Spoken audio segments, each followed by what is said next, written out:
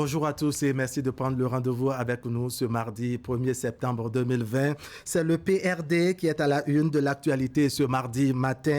Le Parti du Renouveau démocratique de Maître Adrien Houmbédji tient en effet son université de vacances courant ce mois de septembre qui démarre. L'Arc-en-Ciel célèbre également ses 30 ans d'existence sur l'échiquier politique national. Les Tchoko-Tchoko ont sans doute connu des moments de gloire, mais depuis le choix de leur candidat à la présidentielle de 2016, la participation au communal et municipal de 2020 et surtout la naissance de la réforme du système partisan, le PRD a visiblement été éprouvé. Les consultations électorales de l'année prochaine pointent déjà à l'horizon et l'on s'interroge sur l'avenir du PRD. De quelle énergie et de quelle stratégie dispose le parti pour prendre une part active à la présidentielle de 2020? Que fera le parti de Maître Adrien Houmbédji qui ne dispose pas actuellement de maire élu ni de député à l'Assemblée nationale? Eh bien, on fera le débat entre collègues ce matin. Et puis, le verdict est tombé dans le dossier des faussaires qui ont renforcé le sentiment d'insécurité foncière dans la commune d'Abomey-Calavi.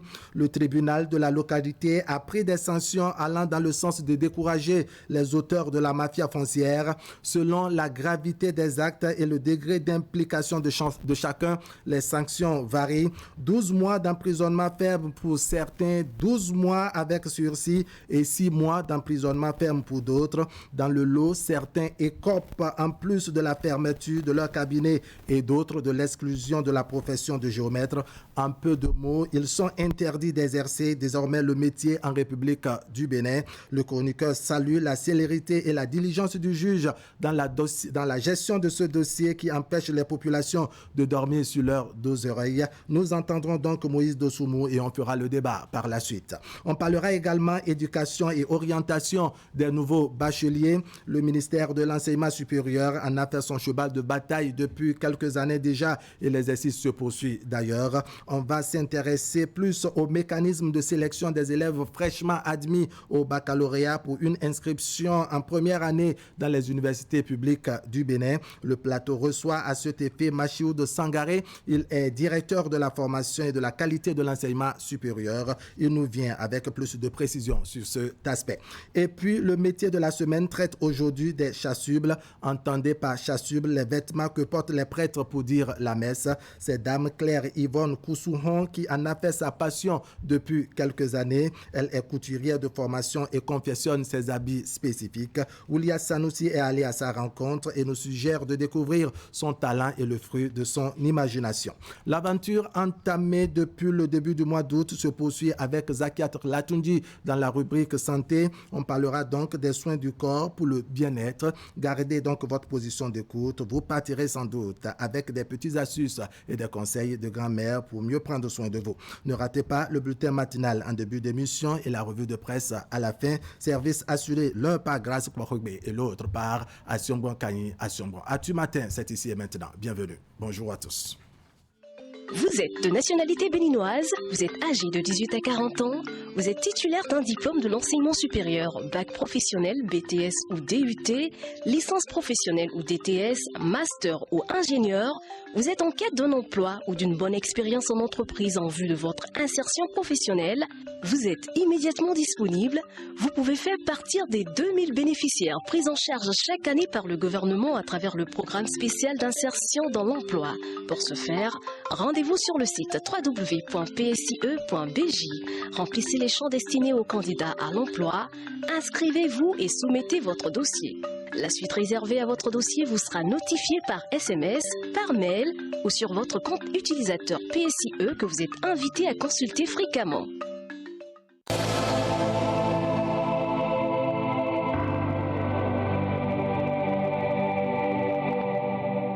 On se réveille comme d'habitude avec les premières informations à la une de Fraternité. Option pour la présidentielle de 2021 après les communales de 2020.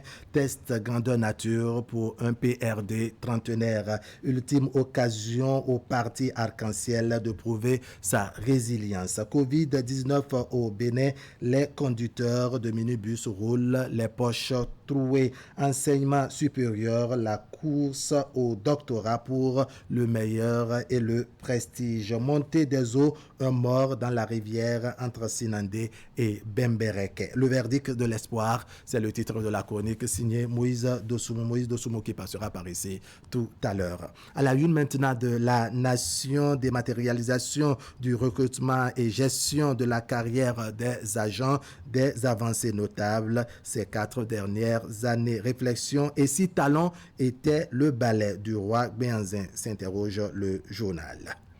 La relève info, conclave du bloc républicain à Glazoué, Nhumbida, l'autre nom de la transhumance politique. Politique au Bénin, les cadres du Moël Bénin désormais plus aguerris. Soleil levant, recrutement d'élèves agents de police, la porte de la police républicaine ouverte à 500 Béninois. Assemblée nationale, débat autour du budget exercice 2021 du Parlement dès ce jour. La dépêche, conséquence de la révision constitutionnelle, le Bénin, une nouvelle république depuis 2019, selon le politologue Richard Boni-Oro. Quotidien Le Matinal, la police républicaine, le recrutement de 500 élèves, agents lancés, réflexion de Jean-Roger Arroyo, et si talent était le balai du roi Béanzin, l'histoire pour comprendre les records du gouvernement. Matin libre, lancement du livre Ma Version. Forte mobilisation politique autour de Komi Kouché. Présence policière autour d'un probable candidat, Joël Aïva, de plus en plus surveillé.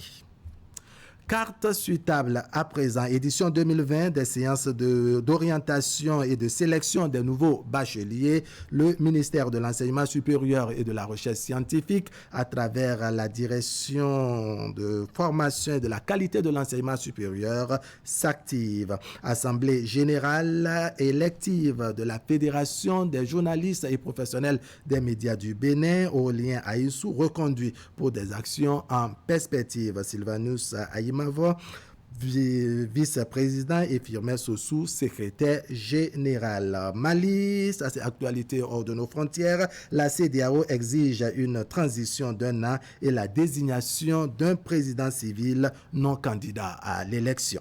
Voilà ce que nous disent les parutions ce mardi. Il y a très peu de parutions donc ce mardi pour ceux qui donc ont répondu au standard d'actu matin. C'est eux que nous venons de lire. On va se contenter de cela en attendant que la revue de presse de Assiombo Kanya Assiombo vienne nous en dire un peu plus. On va voir maintenant le travail de la rédaction de Canal 3 Bénin avec vous, Grace Kouarope. Grace, bonjour. Bonjour Ahab, bonjour à tous. À la une de ce bulletin d'information, visite du président du conseil d'administration du MCA Bénin 2, Abdoulaye Biochane, sur les sites des centrales solaires photovoltaïques de Djougou et de Natitengu. Puis échange entre le ministre des enseignements secondaires, techniques et de la formation professionnelle et les enseignants pour leur expliquer les réformes opérées depuis 2016 dans ce sous-secteur. Plus de précisions dans la suite de ce bulletin. Oui, ce serait tout de suite le temps qu'on installe Moïse Dossoumo pour la chronique. Alerte! Vous avez 60 ans et plus ou bien vous souffrez d'une affection chronique? Ceci vous concerne. Le coronavirus fait des ravages, surtout dans les rangs des personnes âgées. Pour vous protéger, respectez les consignes. Pratiquez l'auto-isolement. Ne sortez de chez vous que pour cause de nécessité absolue. Il y va de la préservation de votre vie.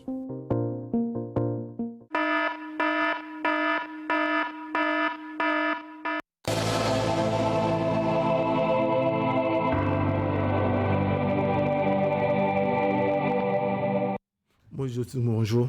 Bonjour Ahab. Le verdict est tombé dans le dossier des personnes impliquées dans la mafia foncière dans la commune d'Abomey-Calavi et vous saluez la célérité avec laquelle le juge a conduit le travail. Exactement. Mesdames, Messieurs, bonjour. Le juge n'a pas perdu de temps. C'est avec célérité qu'il a traité le dossier.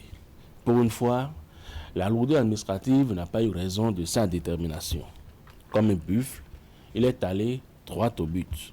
Sa décision, perçue comme pédagogique, vise à discipliner les faussaires qui ont renforcé le sentiment d'insécurité foncière dans la commune d'Abomey-Calavi. À l'engagement du procureur de la République, qui n'a pas eu froid aux yeux pour lancer les hostilités, le juge a répondu avec diligence. Prononcé le vendredi dernier au tribunal de première instance de la localité, les verdicts varient selon les mises en cause. 12 mois d'emprisonnement ferme pour certains, 12 mois avec sursis pour d'autres, 6 mois d'emprisonnement ferme pour d'autres encore, fermeture de cabinet et exclusion de la profession de géomètre. Tel est l'essentiel de la décision qui a jeté l'émoi dans les rangs des personnes sans foi ni loi, habituées à l'usage du faux dans les transactions foncières. Sinon, comment comprendre que des citoyens qui n'ont pas les qualifications nécessaires s'installent et fassent des activités en qualité de géomètre? Et pendant longtemps, les autorités communales ont cautionné le fait. Il a fallu ce réveil de la justice pour que le poteau rose soit découvert. Dans le lot des accusés, on retrouve des élus en exercice, des personnes célèbres et d'autres encore, qui ont fait la pluie et le beau temps sur le terrain parce que se croyant intouchables. Selon leur degré d'implication dans cette affaire, ils auront à payer le prix décidé par le juge. Vu la pugnacité avec laquelle le procureur s'est saisi de ce dossier, il faut croire que cela n'est que le premier d'une série. L'acte posé par la justice est d'autant plus intéressant que les populations ont longtemps été grugées par des groupes organisés dont la cupidité n'a d'égal que leur penchant pour la facilité. Depuis plusieurs années, Abomey-Calavi, dont la population ne cesse de grossir, assume de plus en plus son statut de cité dortoir. Prise d'assaut par la classe moyenne qui s'y est établie en nombre important, la commune subit une pression sur le foncier. Des zones jadis rurales ont revêtu aujourd'hui les traits de la modernité. Cet état de choses a profité à des individus qui ont mis en place des réseaux pour appâter les personnes désireuses d'acquérir des parcelles. Et beaucoup sont tombés dans le panneau. Ils sont nombreux à avoir naïvement acquis des terrains, parfois à prix d'or, sans jamais pouvoir rentrer en possession de leurs biens parce que appartenant déjà à autrui. Les falsifications de signatures, les faux frais, les faux documents ont pignon sur rue dans la commune, à telle enseigne que les acquéreurs les plus avertis redoublent de vigilance. Les pratiques dégradantes ayant cours au niveau du foncier se sont également étendues sur le domaine public. Les réserves administratives, morcelées et vendues, sont prises d'assaut par des individus qui ont déboursé de bonne foi, pensant acquérir des biens qui ne sont pas objets de litige. Les semaines et mois à venir réservent encore beaucoup de surprises sur ce plan dans la seule commune d'Abomey-Calavi. Si ce vent d'assainissement souffle actuellement sur la cité, cela aussi a l'actif du nouveau maire, Angelo Arwandino, qui, dès sa prise de service, s'est attaqué à cet épineux problème. Il vient de gagner une bataille, mais la guerre est loin d'être terminée. Les mauvaises habitudes ont la peau dure et les intérêts menacés sont colossaux. Il gagnerait, au nom de la quiétude de ses administrés, à ne pas baisser la garde. Il ne lui reste plus qu'à achever ce qu'il a si bien commencé. Moïse Dossou, monsieur Arthur Martin. Moïse, dites-moi, êtes-vous satisfait du verdict de la Cour? On ne peut pas parler de satisfaction de manière globale, mais oui, c'est déjà bien que le dossier soit allé à son terme et que les personnes identifiées aient été reconnues coupables et condamnées. Oui. C'est un grand pas. Oui. Il faut poursuivre dans ce sens-là. Est-ce que c'est de nature à décourager ceux qui sont tapis dans l'ombre et qui, d'une manière ou d'une autre, vont poursuivre, puisque vous savez, les mauvaises habitudes, les mauvaises pratiques ont la peau dure. Oui, il y a forcément des récalcitrants qui n'ont pas peur de ça. Mais c'est déjà bien que la justice ait commencé. Il reste maintenant à poursuivre au lieu de s'arrêter en si bon chemin. C'est en insistant, c'est en condamnant beaucoup plus de gens que les autres vont devoir se calmer et se ranger. Au niveau du maire d'Abomey-Calavi qui a pris la décision, je dirais, de faire ce combat, est-ce qu'à un moment donné, vous ne pensez pas qu'il va se rétracter, puisqu'il y a bien d'autorités qui, par le passé, ont pris des décisions courageuses, mais chemin faisant, on finit par tourner Kazakh. Je pense qu'il a pris le temps d'apprécier l'enjeu avant de se lancer dans cette bataille. Oui. Donc c'est à lui de savoir que c'est très important, que beaucoup l'attendent sur ce terrain et qu'il ne doit pas baisser la garde. Oui. On va espérer que la décision ou l'initiative du maire Angelo Arwandjino de la commune d'Abomey-Calavi fasse école dans d'autres communes. Voici maintenant le bulletin. Précédemment, dans les grands championnats européens, des rois redevenus rois, des champions plus que jamais champions et des perdants magnifiques. Dans la nouvelle saison, la Bundesliga arrive sur les chaînes Canal+ Sport. Ne manquez aucun épisode des 5 grands championnats européens avec les bouquets Canal+.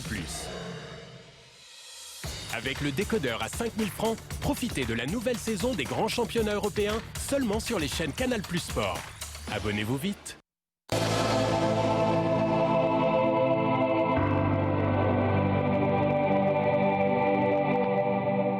On prend tout de suite la direction du département de l'Atakora. Le président du conseil d'administration du MCA Bénin, Abdoulaye Biotchane, était samedi dernier sur le site des centrales solaires photovoltaïques de Djougou, là c'est dans la Donga, et de Natitengu dans l'Atakora, donc accompagné de l'administrateur et du coordonnateur national de MCA Bénin 2. Il est allé constater de visu la libération des sites et surtout échanger avec les propriétaires terriens. Les précisions maintenant avec Abdou Sabi Idrissou et Alassane Arouda. Voici le domaine qui devra abriter dans les tout prochains jours la centrale solaire photovoltaïque de Natitengu. Située à Tagaye, localité périphérique de la commune de Natitengu, cette infrastructure est inscrite dans le programme d'action du gouvernement.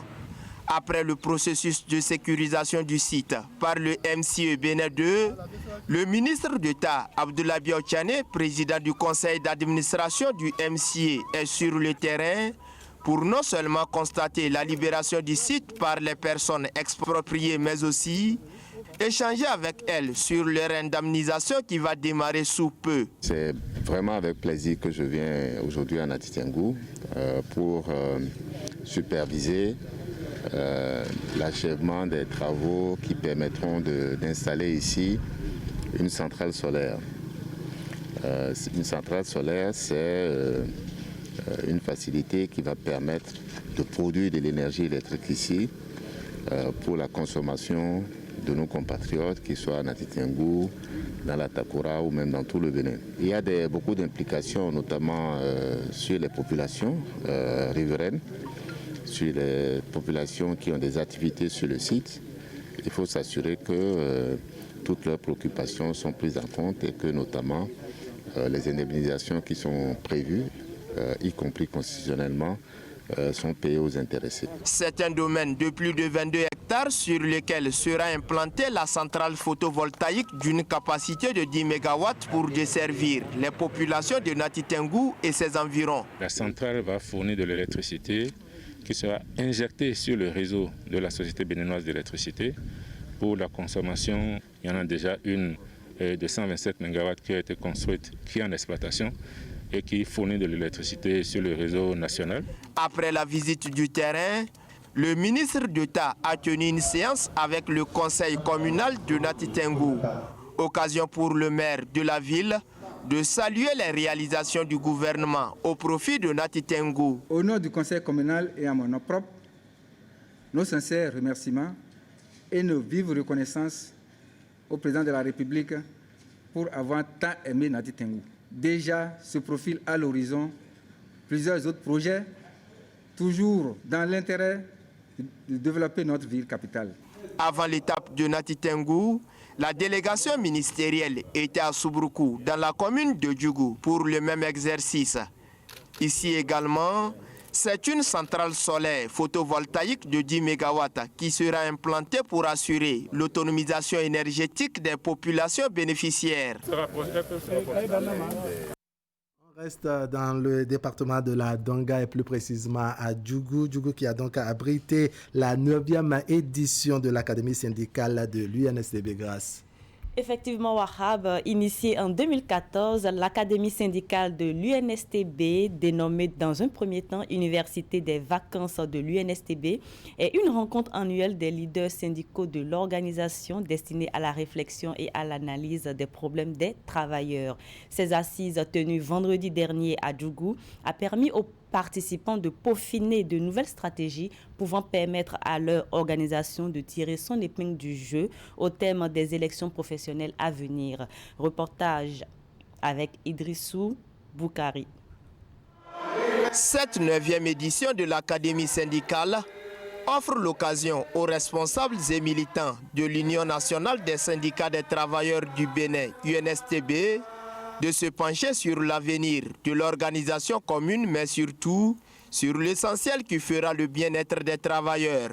Le rendez-vous de Djougou permettra aux participants venus des 12 départements du pays d'harmoniser leurs réflexions en vue de trouver des solutions aux problèmes que connaissent les membres et les autres travailleurs. L'informalisation croissante de l'économie, la question du chômage et du sous-emploi, le menuisement de la protection sociale des travailleurs sont autant de phénomènes qui mettent à mal l'exercice des droits syndicaux et compromettent l'avenir du syndicalisme. On note une grande fragmentation du mouvement syndical, une proposition à l'utilisation de la grève comme seul moyen de règlement des conflits sociaux. Le changement de paradigme apparaît ici comme la meilleure porte de sortie. Les participants l'ont bien compris et la thématique retenue pour ces assises en dit mieux, notamment quelle stratégie pour un meilleur positionnement de l'UNSTB et de ses affiliés dans le paysage syndical national. Un thème très évocateur. Je voudrais, de façon sincère, que vous essayiez de vous regarder droit dans les yeux pour vous dire certaines vérités, afin que vous puissiez vous repositionner et jouer le rôle d'antan que vous avez toujours joué. Pendant 2 jours, nous aurons donc à nous pencher à la lumière des communications qui nous seront présentées sur les stratégies, la méthodologie, l'organisation à mettre en place pour permettre à notre confédération de tirer son épingle du jeu lors des prochaines élections professionnelles nationales. L'UNSTB balise ainsi le terrain pour occuper une place de choix dans l'arène syndicale. Elle entend jouer donc pleinement sa mission de défense des intérêts moraux de ses membres et les jours à venir s'annoncent déterminants. Attendue donc depuis 2010, la 3e édition des élections professionnelles nationales porte en elle de grands enjeux puisqu'elle constitue le mécanisme de détermination de la représentativité des organisations syndicales. Représentativité dont vous connaissez l'importance. Initiée en 2014, l'Académie syndicale se tient chaque année en période de vacances et ce, de façon rotative. Une autre commune servira donc de cadre aux réflexions au rendez-vous de 2021. C'était plutôt un reportage d'Abdou Sahabi Idrissou et Abdou Raouf Yahaya. Marouillon Kakpo, ministre des enseignements secondaires techniques et de la formation professionnelle, a rencontré les enseignants pour leur expliquer les réformes opérées depuis 2016 dans ce sous-secteur. La séance s'est tenue au lycée technique de Boycon en présence de plusieurs invités, tous membres du mouvement enseignant de la rupture debout. Les détails avec Imet Hélène Amoussou. Primordial à tout développement, l'enseignement fait objet depuis 2016 d'une profonde refonte. Les nouveaux choix structurels, pédagogiques, infrastructurels ou de gestion des ressources humaines opérés n'ont toujours pas été compris du grand public, particulièrement des enseignants eux-mêmes. Les opinions et analyses diffusées par les médias sociaux ont davantage embrouillé ces derniers. Pour mieux cerner de quoi retourne le programme d'action du gouvernement dans le sous-secteur de l'enseignement secondaire, un groupe d'enseignants réunis au sein du mouvement enseignants de la rupture debout a sollicité et obtenu de leur ministre de tutelle une séance d'échange et d'information. Il était urgent d'inviter l'autorité ministérielle pour qu'il nous dise avec précision ce qui se passe. Cette séance donc pourra édifier les uns et les autres sur ce qui se passe depuis 2007. Parce qu'aujourd'hui, en dehors des organisations syndicales, nous n'avons plus une autre organisation représentative des enseignants de tous les ordres pour avoir les bonnes informations. Face à ses interlocuteurs, Maouyon Kakpo a d'abord rappelé les résultats de l'état des lieux du sous-secteur à l'avènement de la rupture. La situation était désolante à tout point de vue selon le ministre. Le gouvernement a ensuite décidé d'agir conséquemment, de la construction des salles de classe en passant par l'évaluation des enseignants, la gestion des carrières, le recrutement d'agents contractuels, l'expérience des aspirants ou la réorganisation ayant abouti à la mise en place de l'Agence nationale de prestations aux établissements secondaires, ANAPES, tout a été abordé. Nous avons parlé du Conseil national de l'éducation. Je leur ai parlé également de la création de l'Agence pour les prestations aux établissements scolaires. Je leur ai parlé également de tout ce que nous avons fait dans le cadre du renforcement de la gouvernance administrative scolaire. En dehors de la gouvernance administrative scolaire, ce que nous faisons dans le cadre de l'amélioration de la qualité de l'enseignement, je leur ai expliqué le nombre de salles de classe que nous avons pu construire, le nombre de lycées d'enseignement technique et professionnel que nous avons pu construire et équiper en moins de 4 ans, les constructions qui sont en cours des lycées de référence. Je leur ai expliqué comment nous avons élaboré la stratégie nationale de relance du secteur de l'enseignement et la formation technique et professionnelle. Cette stratégie qui privilégie aujourd'hui le format métier au détriment du format filière. Le système d'apprentissage est privilégié, la promotion des filières scientifiques est privilégiée. Maouyon Kakpo a aussi attiré l'attention de l'assistance sur les problèmes de vétusté des équipements de l'enseignement technique et de la formation professionnelle, le renforcement du personnel et la construction de lycées modernes ou de référence. Séduit par le succès de l'initiative, le ministre a promis réitérer l'exercice dans d'autres localités. Il compte effectuer une tournée nationale afin de rencontrer les enseignants des autres départements. Assemblée générale constitutive de l'organisation de la jeunesse du bloc républicain, les assises sont l'aboutissement d'un processus lancé pour l'encadrement des jeunes du parti en vue de les amener à jouer convenablement leur rôle au sein du regroupement politique. Le rendez-vous de Glazoué a été l'occasion de rappeler le contexte de la mise en place de ce creuset, mais également préciser aux membres du bureau élu la mission qui leur est confiée. C'est un reportage d'Imet Elena Moussou et Georges Vaudounon. L'événement a réuni des jeunes du bloc républicain venus des 77 communes du pays, édicté base de l'élévation du parti et levier de son rayonnement dès sa création. La jeunesse du parti du Cheval Blanc s'organise en vue de relever les défis mais également accomplir au mieux la mission qui lui est assignée. À Glazoué ce week-end s'est tenue l'Assemblée générale constitutive de l'organisation de la jeunesse du bloc républicain au JBR. Rien ne vaut la relève. Et c'est parce que cette relève a compris l'opportunité et la nécessité de s'organiser qu'elle a pensé choisir une commune dirigée par un jeune. Je suis des vôtres. Et donc, vous êtes la bienvenue ici à Glazoué. Depuis 2 ans, le bureau exécutif a bien voulu, après autorisation du bureau politique, mettre en place une commission qui a eu comme cahier de charge la réflexion sur la mise en place de l'organisation de la jeunesse du bloc républicain. Nous avons été désignés pour le faire.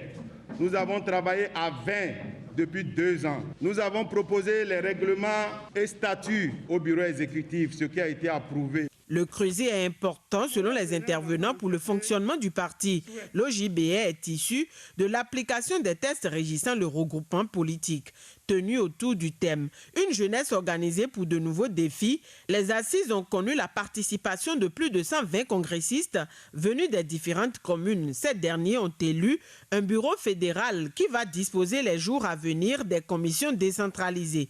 Avec l'OJBR, le parti du Cheval Cabré entend étoffer ses structures de base. Reconnus pionniers, ces jeunes ont beaucoup à faire pour la mobilisation à la base. Le bureau exécutif ne peut pas continuer à travailler sans s'assurer que ces organes sont au moins légitimement représentés. Vous qui êtes ici, vous êtes en mission.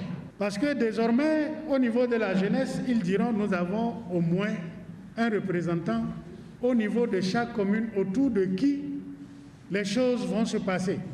Parce qu'il faut installer les structures au niveau départemental, au niveau communal. En tout cas, comme l'a dit tout à l'heure M. l'honorable Noumbida, votre président du comité d'organisation. C'est pour ça que vous êtes, je répète encore, des pionniers. Le parti Bloc républicain attend beaucoup de vous. Mon vœu est qu'au cours des présentes assises, vous preniez de bonnes résolutions pour la bonne marche de votre organisation. Il y va de l'intérêt de nous tous, individuellement et collectivement. Même transitoire, l'OJBR travaillera à l'accélération de la mise en place des structures légales du parti. Ce début de réorganisation réjouit les militants et prouve la volonté des leaders de faire du regroupement la formation politique la plus grande du Bénin. La jeunesse a saisi le rendez-vous de Glazoué pour féliciter le chef de l'État et lui réaffirmer son soutien. Week-end de joie pour le personnel de la maternité d'Aglangandan dans le département de l'Ouémé, commune de Semekodji. Les membres du Rotary Club Cotonou Étoile, en présence du chef d'arrondissement Alessandre Dossou, sont en effet allés soulager leur peine en termes de manque de matériel sanitaire, mais également doter plusieurs femmes ayant accouché dans la période de juillet à août de plusieurs matériels pour prendre soin de leur bébé. Le point de la cérémonie de remise dans ce reportage de Teddy Goudalo présenté par Asiongo Kanya Siongo. Que le Seigneur vous accorde la grâce, la force et la santé de toujours le faire. Amen. Toujours le faire. C'est tout le sens de ces prières que fait l'autorité locale d'Aglangandan à l'endroit des membres du Rotary Club de Cotonou Étoile du district 9102. Ils sont allés atténuer les souffrances du personnel du centre de santé de la zone et ont apporté de quoi prendre soin d'une vingtaine de nouveau-nés dans la période de juillet à août au sein de la maternité. J'ai pu obtenir le cadeau qu'ils ont offert à mon enfant. Donc je suis très heureuse. Le matériel, sans vous mentir, est venu à point nommé. Quand ils étaient arrivés, ça fait à peine un mois et demi. Ils ont demandé nos besoins. On avait fait la liste. Mais quand on a fait la liste, bon, ils ont trouvé que la liste était longue, mais ils ont dit qu'ils feront de leur mieux. Et voilà, ce soir, on a vraiment remarqué qu'ils ont fait de leur mieux en nous donnant tout ce lot de matériel. L'action n'est pas anodine. Il a fallu tout un processus pour les responsables de ce regroupement humanitaire pour pouvoir dénicher cet hôpital parmi tant d'autres. Et quand on parle d'hôpital, l'assainissement des lieux est chose primordiale, ce qui justifie ce remblai de la cour ordonnée par le club Rotary de Cotonou Étoile. Le geste répond parfaitement aux axes stratégiques du Rotary international. Le défaut d'un seul matériel d'accouchement peut occasionner la mort d'une femme qui veut donner la vie. Au niveau de la salle d'hospitalisation, on a 8 matelas, tout déchirés. Donc on a décidé de leur changer les matelas. En plus de ça, on leur a donné un pèse-bébé et 2 dispositifs de lavage de mains, des chaises pour s'asseoir, 6 chaises, des poubelles, des roues, des râteaux pour assainir l'environnement. Les femmes mères bénéficiaires promettent faire bon usage de différents dons au profit de leur progéniture. Selon le personnel de la maternité d'Aglangandan, les dispositifs offerts leur permettront d'exercer leurs fonctions dans des conditions optimales et surtout avec quiétude. Cependant, ils appellent d'autres personnes de bonne volonté à emboîter le pas au Rotary Club de Cotonou Étoile. Sport maintenant, Aquabel sur l'esplanade du stade de l'amitié Mathieu Kérékou de Cotonou. La star Cessimé, nouvelle ambassadrice de l'eau minérale, est allée distribuer des bouteilles du précieux liquide aux sportifs ce samedi, tout en rappelant les gestes barrières en cette période sensible. C'est un reportage de Ulrich Gaba et Eder Mpévi.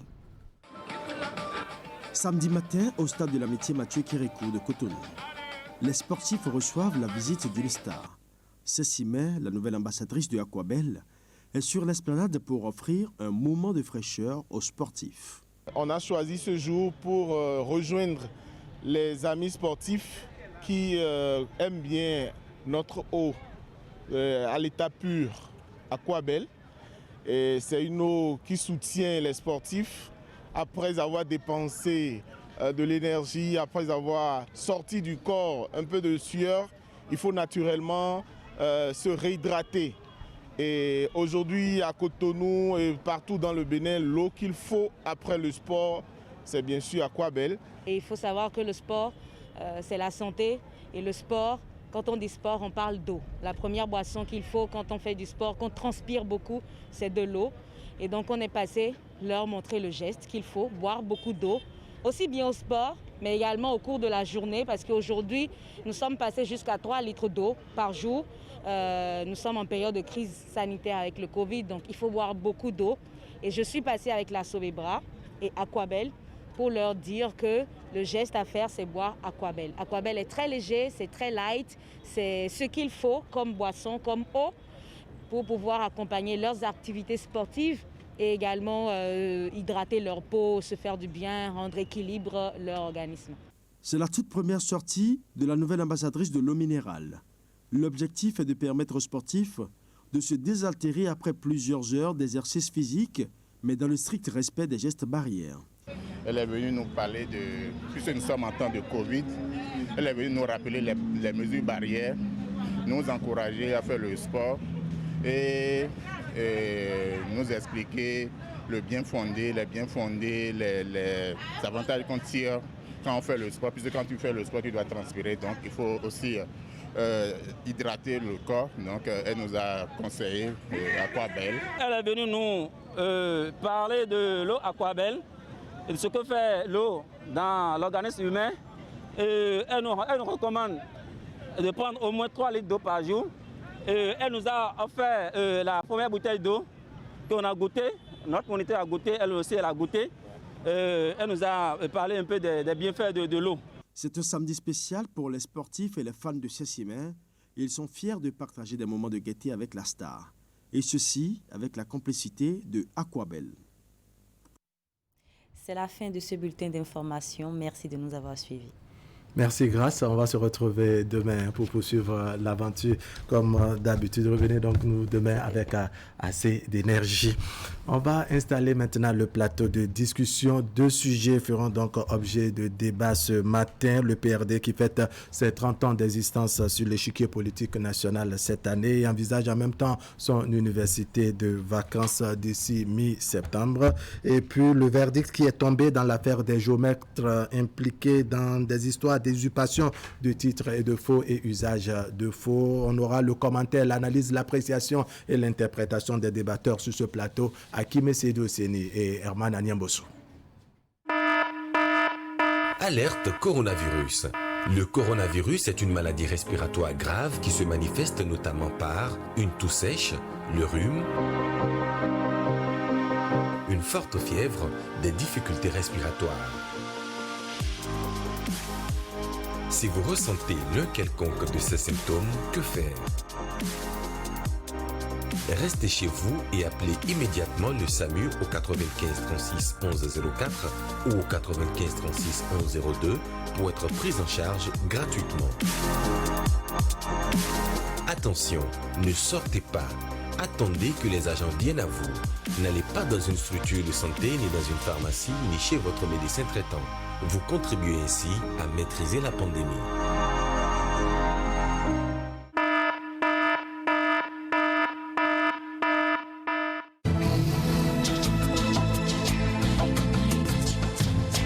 Vous aimez la qualité, vous exigez la finesse. Pour tous vos travaux en impression, flyers, affiches, dépliants, brochures, calendriers, facturiers, faire-part, carte de mariage, carte de visite et vos travaux en sérigraphie. Une seule adresse, l'imprimerie du groupe de presse Fraternité qui vous propose des prix défiant toute concurrence. Imprimerie Fraternité, c'est une équipe dynamique avec du matériel de dernière génération capable de vous produire en quantité, qualité et avec célérité. Imprimerie Fraternité, nous sommes situés à Ménotin dans l'avant de la station Sonacop. Contact 97 60 79 34 95 34 10 47. À l'imprimerie du groupe de presse Fraternité, la qualité est garantie.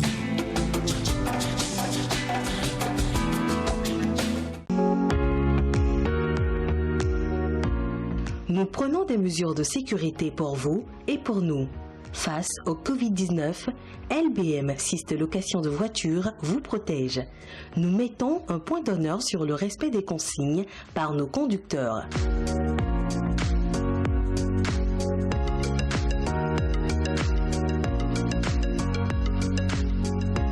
Nos véhicules sont systématiquement désinfectés avant et après chaque mission.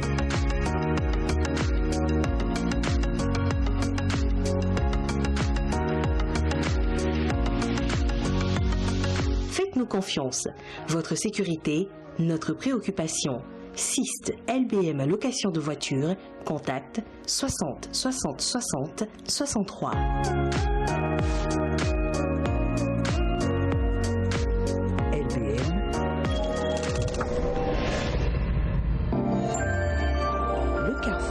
Des grandes marques.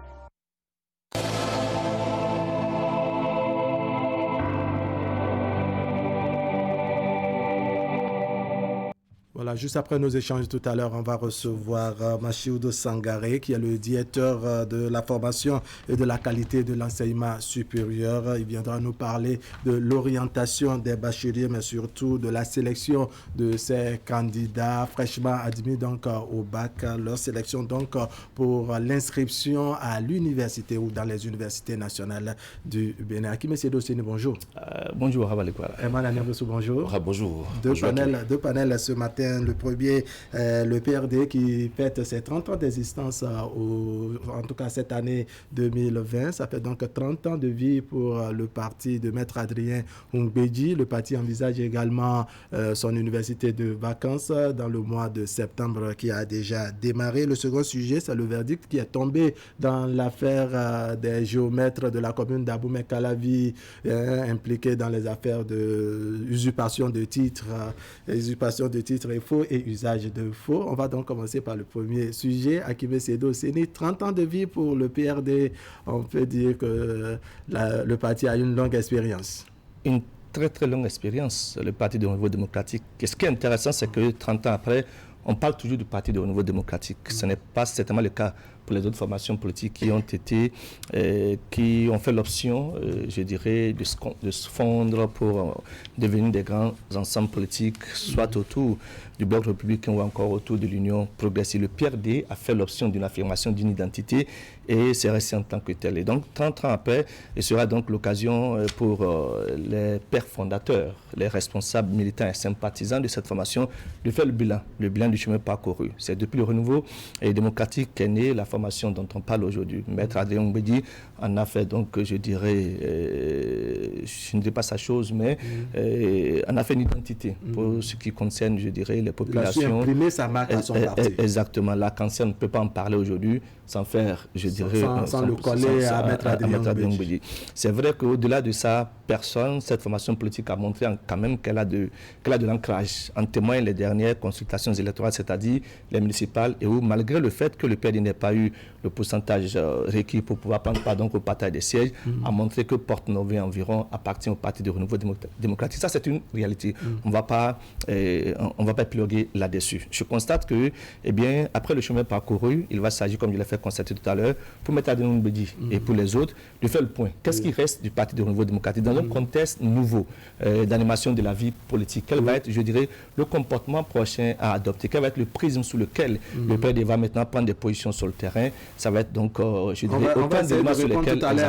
Mais ce qui est intéressant, c'est que 30 ans après, on parle encore du parti de Renouveau démocratique. Mais de quel PRD on parle? Quelle est la substance du PRD? Qu'est-ce qui reste du PRD? Eh bien, le débat va se faire. Alors, Emmanuel Niambosou, 30 ans pour le PRD, c'est un long parcours. Oui, c'est un long parcours parce que le PRD a été sur le chiquet politique béninois après la conférence nationale, la toute bonne formation politique quand même à avoir vu le jour. Sauf qu'il y a eu quelques semaines encore une certaine polémique avec le très sage de Porto Novo, Karim Da Silva, qui dénie en même temps à Maître Adrien Gouedi la paternité du PRD. J'ai lu ça dans des journaux. Mais toujours est-il qu'en 30 ans d'existence, le Maître Adrien Gouedi a réussi du mieux qu'il pouvait. Il a réussi à imprimer sa marque, un peu comme l'a dit Akimé. Sauf que ce qu'on peut ici, c'est pas avancer comme élément, c'est que Maître Adrien Gouedi a su imprimer sa marque au parti PRD, parce qu'en ce moment, n'oubliez pas qu'il a été par 3 fois président de l'Assemblée nationale. Et donc ça lui permettait, en tant que leader, grâce à son fief de Porto Novo, de pouvoir tenir la troupe en ordre de bataille. Aujourd'hui, oui, le PRD a tenu certaines positions. On a entendu de la bouche de Maître Adrien de ce pays, gouvernement ventilateur, c'est lui qui l'a dit. Et donc, en ce moment-là, je pense qu'il constituait un certain modèle pour certains jeunes, pour des jeunes qui trouvaient en lui quelqu'un qui n'hésitait pas à claquer la porte, quelqu'un qui n'hésitait pas à clamer haut et fort sa position.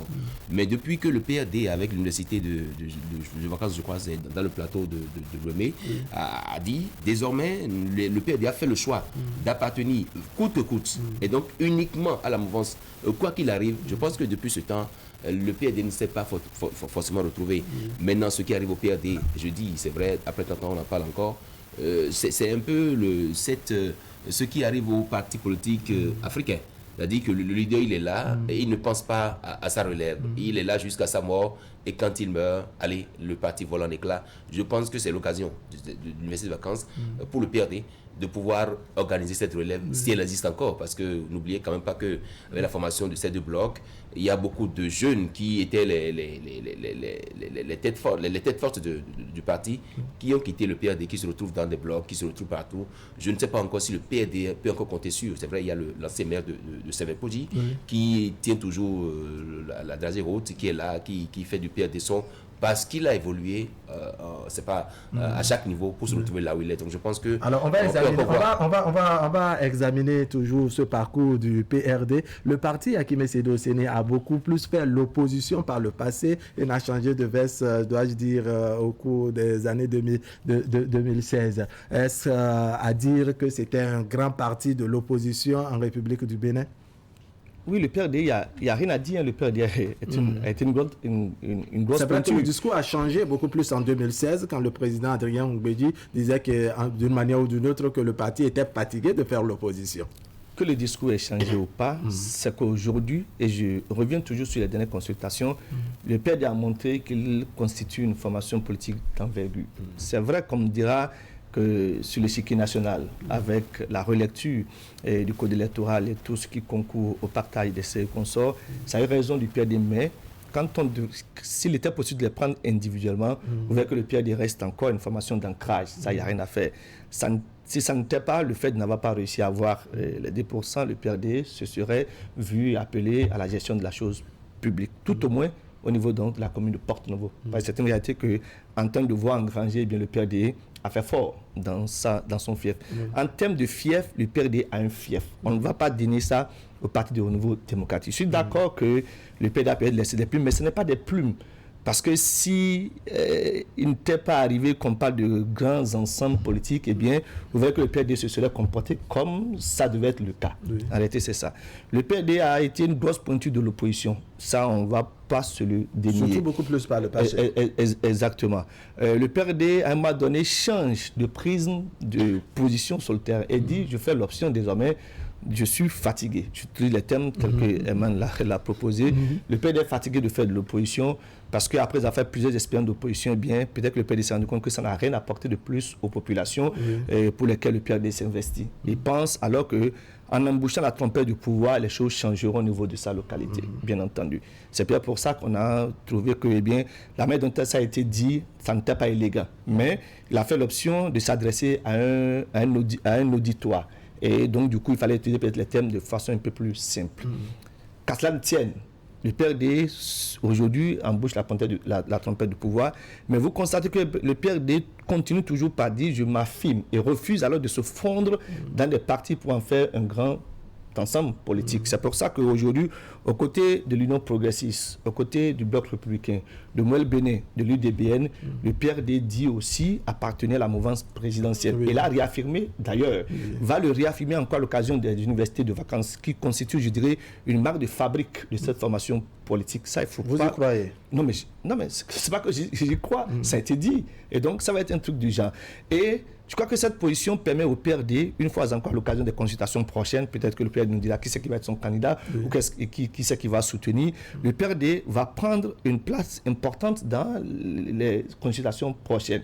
Parce que aller aux élections présidentielles prochaines, sans tenir compte, je dirais, de ce que représente le PRD dans l'Ouémé plateau, c'est une grosse erreur. Donc le PRD se positionne comme, je dirais, un parti singulier, mais embauchant la trompette du pouvoir.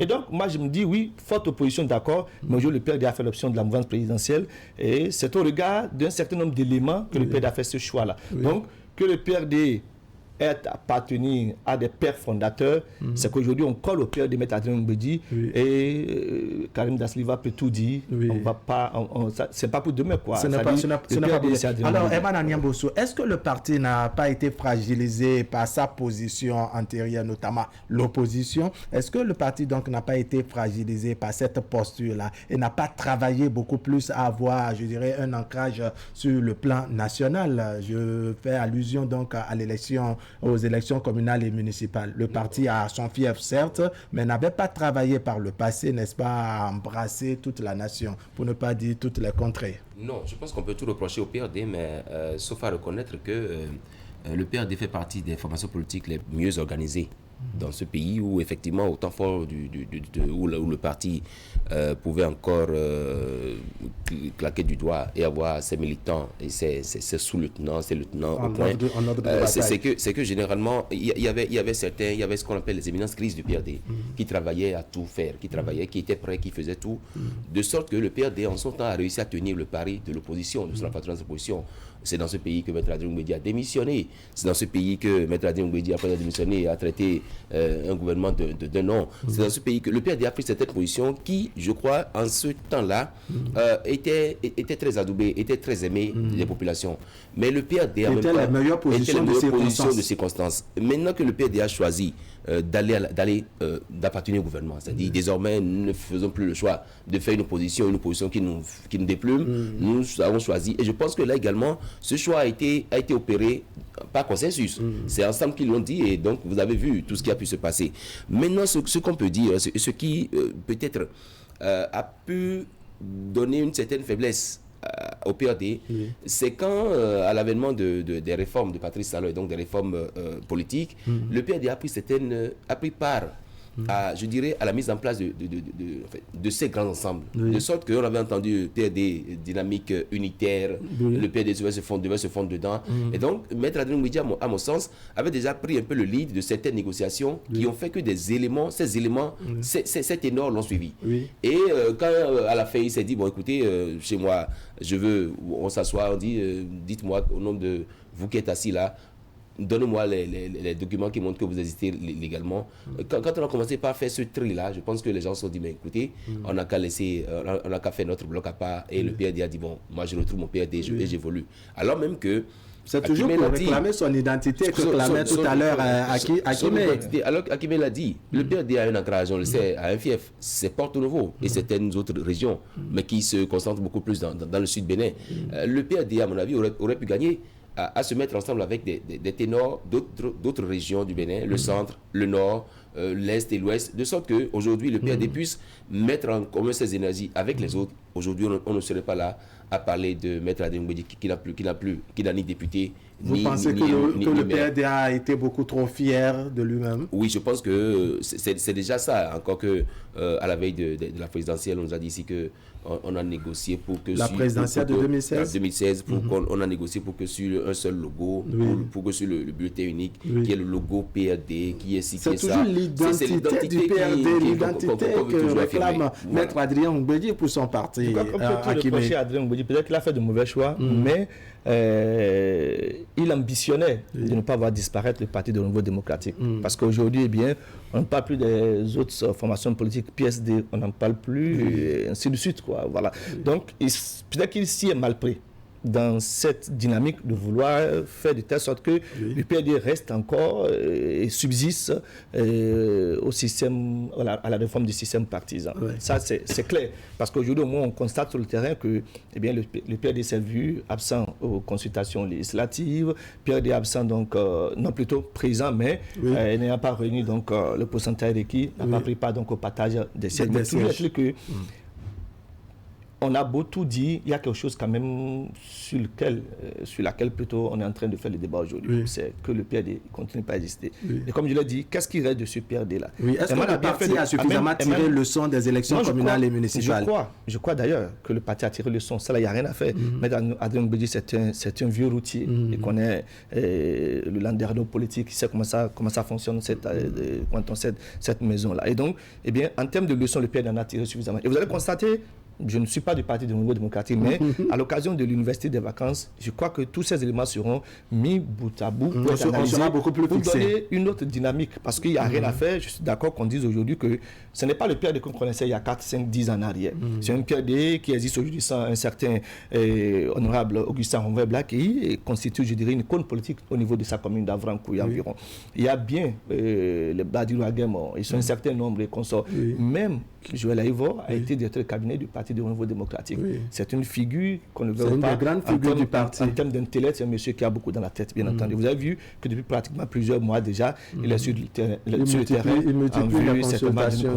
Exactement. Donc, il y a bien de cadres qui sont partis. Le PRD a été déplumé. C'est à l'aune de la manière dont le PRD va se comporter à l'occasion des prochaines actualités politiques qu'on verra si le PRD va encore subsister avec le temps. 30 ans après, faisons le bilan, et le bilan, on est en train de le faire comme ça. Mais j'insiste pour dire que, des plumes ont été laissées par le Parti du Renouveau démocratique. Si le PRD a été trop fier du fait de mettre Adrien Mbedi, il a perdu l'occasion, il lui est loisible aujourd'hui, je dirais, de redescendre, comme l'a dit l'autre, de son piédestal pour voir comment les choses vont se passer véritablement. Ça, il n'y a rien à faire. Donc, je crois que c'est un tournant décisif pour le Parti du Renouveau démocratique. Les consultations prochaines, quelle va être notre posture, les autres rendez-vous, comment est-ce qu'on se comporte. Et comme je l'ai dit, au regard du score qui a été fait par le PRD à l'occasion des municipales prochaines et en vue de la présidentielle prochaine, j'estime et je crois qu'il ne se fera rien dans Porte-Nouveau sans le Parti du Renouveau démocratique. Quoi qu'il reste une seule personne, il y a qu'aujourd'hui, on sait qu'arriver à Porte-Nouveau, il y a une identité, l'identité, c'est le Parti du Renouveau démocratique. Il faut jurer par le PRD. Ça peut être n'importe comment, il y a quand même le PRD qui continue à exister. Emmanuel Niambossou, l'université de vacances annoncée par le PRD, c'est courant le mois de septembre qui a démarré. L'élection présidentielle également n'est plus loin. Comment vous envisagez tout cela dans le rang du PRD? Non, je pense que, c'est vrai, je ne suis pas à Porto pour savoir ce qui se passe, mais je me dis, ni membre du PRD, mais je suppose que l'avenir du PRD dépend, à mon avis, de deux postulats, de deux hypothèses. Allons-y. D'abord, l'actuel maire de Porto-Novo, qui n'est pas du PRD, et qui est membre d'une autre formation politique. S'il arrive à imprimer une certaine marque à Porto-Novo, s'il arrive à faire en sorte que les gens sentent un changement dans la manière de gérer Porto-Novo depuis que nous avons fait l'option d'aller vers la décentralisation, je pense qu'il travaillerait, et comme étant aussi donné que dans tout le monde entier, qui plus est Cotonou ou le Bénin, la population se rajeunit, de sorte que nous avons des jeunes qui de plus en plus font leur entrée sur le terrain politique. Si il arrive un peu certaines marques à Porto-Novo, il peut arriver à changer un peu les choses, parce que n'oubliez pas, c'est un peu comme le débat qui se fait entre républicains et démocrates aux États-Unis. Et c'est les vieux qui sont les conservateurs qui sont en train de sans doute faire laisser place aux jeunes. Maintenant, pour ce qui est de l'université de vacances qui s'annonce, je me dis, c'est vrai que quand on a commencé par voir Joël Aïvo, il a rappelé tantôt, directeur de cabinet du président du PRD. Alors, on s'est dit tout de suite, bon voilà, il peut être porté par le PRD. Mais il y a la question du parrainage qui se pose. Est-ce que le PRD aujourd'hui, ne disposant ni de députés, ni de maires élus actuellement, comment est-ce qu'ils vont parrainer? Est-ce que dans une sorte de parfaite entente, le PRD peut se dire, ok, nous arrivons à dénicher quelques élus pour qu'ils parrainent tel candidat, tout en sachant que le jeu sera peut-être un jeu amical. C'est toutes ces questions qui font, parce que justement, M. Joël Aïvo, il est un juriste, il sait mieux que quiconque qu'il y a l'obstacle du parrainage qui est là, mais ça n'empêche pas d'aller sur le terrain. On se dit, mais quand vous voyez, quand un aveugle vous dit je vais vous lancer la pierre, c'est qu'il a déjà le pied sur la pierre en question. Qu'est-ce qui peut être le ferment aujourd'hui qui permet à Joël Aïbot d'aller sur le terrain si entre-temps il n'a aucun élément qui lui permet de pouvoir le faire? C'est là justement que le débat se fait. Hakim Seydi Ouseni, est-ce que la réforme du système partisan n'a pas davantage fragilisé le PRD dans le contexte actuel? PRD ne disposant pas de maire élu, PRD ne disposant pas de députés à l'Assemblée nationale. Selon vous, quelle est la capacité de résilience du PRD face aux élections présidentielles prochaines? Non, je voulais dire, le PRD a laissé des plumes, ça n'y a rien à faire. Le système partisan a raison du PRD. Le PRD n'a plus de force. Non. Le PRD n'a pas de force pour parrainer, d'accord, n'a pas de députés. Le PRD n'a pas d'élus communaux, bien évidemment. Mais le PRD a des militants et sympathisants qui prendront part, qui iront dans les urnes pour voter à l'occasion de la présidentielle prochaine. Et les consignes qui seront données par le parti vont forcément impacter. Une chose est de parrainer, le nom de parrainer demandé, ce n'est pas ça qui fait le vote à la présidentielle prochaine. Vous parrainez, d'accord, mais comme je l'ai dit plusieurs fois sur le plateau ici, c'est le peuple qui décide, c'est le peuple électoral, c'est le peuple qui ira dans les urnes. Et dans ce peuple, il y a les militants et sympathisants du Parti du Renouveau démocratique. Donc, on ne fera pas la présidentielle sans le PRD. Donc, en résumé, vous voyez le PRD qui, depuis le début, dit soutenir le gouvernement, choisit donc son candidat parmi les candidats, je dirais, des deux blocs sur le terrain. Le moment venu, le PRD dira peut-être à ses militaires sympathisants, eh bien, allons derrière tel candidat. C'est de ça que les questions. C'est-à-dire qu'il n'est pas possible, quelle que soit la figure qui va se présenter, quels que soient les cas, les hypothèses qui seront mises sur la table, il n'y a que le PRD aura... Qui peut être le candidat du PRD selon vous? Le PRD a dit, ça n'a pas encore été démenti, qu'il embauche la trompette du pouvoir. C'est le candidat, du pouvoir. C'est M. X. Si le PRD demande aux populations de voter pour M. X, les populations voteront pour M. X. Donc le PRD ne parle pas, mais le PRD ira aux élections. Le PRD va voter. Le problème du parrainage ne se pose d'ailleurs pas seulement aux opposants, même au niveau de la mouvance présidentielle. Le problème du parrainage se pose. On parraine et le président. Et c'est un ticket qu'on parraine. C'est de ça que les questions. Le ticket du président et du vice-président. Exactement. Ce n'est pas une question de Joël Aïbot fonce tête baissée. Même au niveau de la mouvance présidentielle, le problème de parrainage se pose. Il n'y a rien à faire. Demain, on va le faire en son temps. C'est d'ailleurs pour ça que vous avez vu que c'est un peu calme un peu partout. C'est-à-dire qu'il se peut que la tête, c'est-à-dire le président plaît, mais son vice-président pourrait poser problème. Plusieurs partis auront à parrainer un candidat. Vous comprenez? Le PRD ne se retrouvera pas dans la dynamique de parrainage. L'Union progressiste va parrainer un candidat. Le Bloc républicain va parrainer un candidat. Il n'y a plus d'alliance et le parti politique pour aller aux élections prochaines. L'UDBN va parrainer. Le MOEL a déjà annoncé que son candidat, c'est le président actuel, Patrice Talon. Quid des autres? Quand ils choisiront, qui c'est qui va être le ticket de qui? C'est la question. Comment va se passer le parrainage de l'UDBN que vous venez de citer dans l'UDBN qui n'a pas de député? Le problème de parrainage ne se pose pas seulement. On a l'impression que c'est l'opposition seule qui a un problème de parrainage. Non, même au niveau de la mouvance présidentielle, le problème de parrainage se pose. Il n'y a rien à faire. Donc, je vous dis que pendant que nous y sommes, le PRD n'a pas dit qu'il est de l'opposition. Le PRD a dit qu'il fait de la mouvance présidentielle. Le PRD ira à son université. Ça va sans dire que son candidat sera un candidat des deux blocs de sera un candidat de la mouvance présidentielle. De la mouvance présidentielle, un peu de bon. Voilà. Herman Aniaboussou, votre mot de conclusion sur ce sujet? Oui, je pense que sur la question du parrainage, à mon avis, à mon sens, il n'y a pas de souci, parce que la loi, le code électoral, en bannissant le système d'alliance de partis politiques, ne dit pas que 2 ou 3 formations politiques ne peuvent pas se lever pour soutenir un candidat. Parce que je crois que c'est ça que le législateur a voulu corriger. C'est qu'à la veille des élections, vous avez votre parti, il a le sien, moi si j'ai mon parti politique, on se met ensemble et vous devenez le président de l'Alliance. Et vous nous conduisez là où vous voulez. Je pense que c'est ce que la loi a semblé refuser.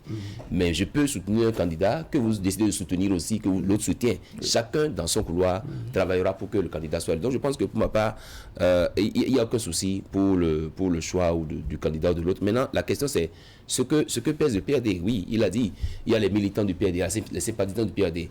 Mais le PRD gagnerait aujourd'hui si il arrivait à nous dire, voici, j'ai tel nombre de députés, j'ai tel nombre de maires que je peux monnayer très facilement.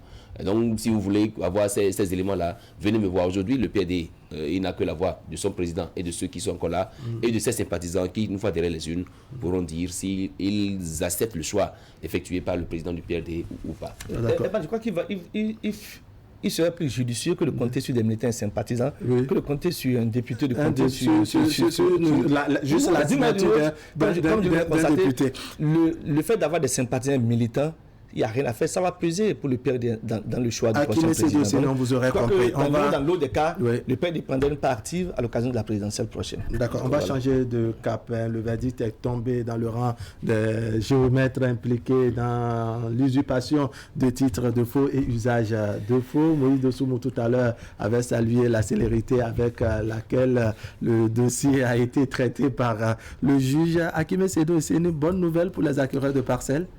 Je l'avais dit quand le maire Angelo a commencé par taper dans la fourmilière pour dire que c'est bien intéressant qu'enfin les populations, les acquéreurs de parcelles puissent se sentir sécurisés parce que la mafia a trop duré.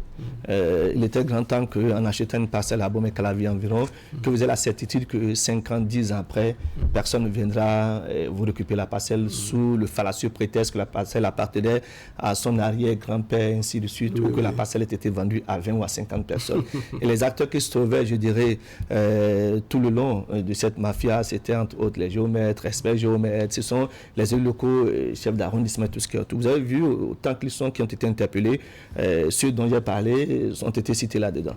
On allait plus vite parce qu'il n'était pas question de les garder pendant longtemps. Il fallait qu'on puisse rapidement évacuer le dossier pour faire avancer les choses parce que, eh bien, il fallait enfin que certains dossiers restés latents puissent avoir, je dirais, une suite. C'est pour ça qu'il y a une certaine célérité. Non, la célérité est à saluer autant même que l'action qui a conduit à ça est à saluer. Maintenant que chacun se trouve situé devant ses responsabilités, il n'y a que ça constitue désormais un précédent sérieux et que, eh bien, tous ceux et celles qui se retrouvent au niveau des commissions des affaires domaniales qui ont, peut-être en arrivant, se disaient, c'est aussi l'occasion pour nous aussi, je dirais, de faire de très bonnes affaires et vont se dire, bon, attention, désormais, ce n'est plus ça. Donc, l'expert géomètre sait ce qu'il a fait, le géomètre sait ce qu'il a fait, le chef d'arrondissement sait ce qu'il a fait, les membres des commissions des affaires domaniales savent ce qu'ils ont fait.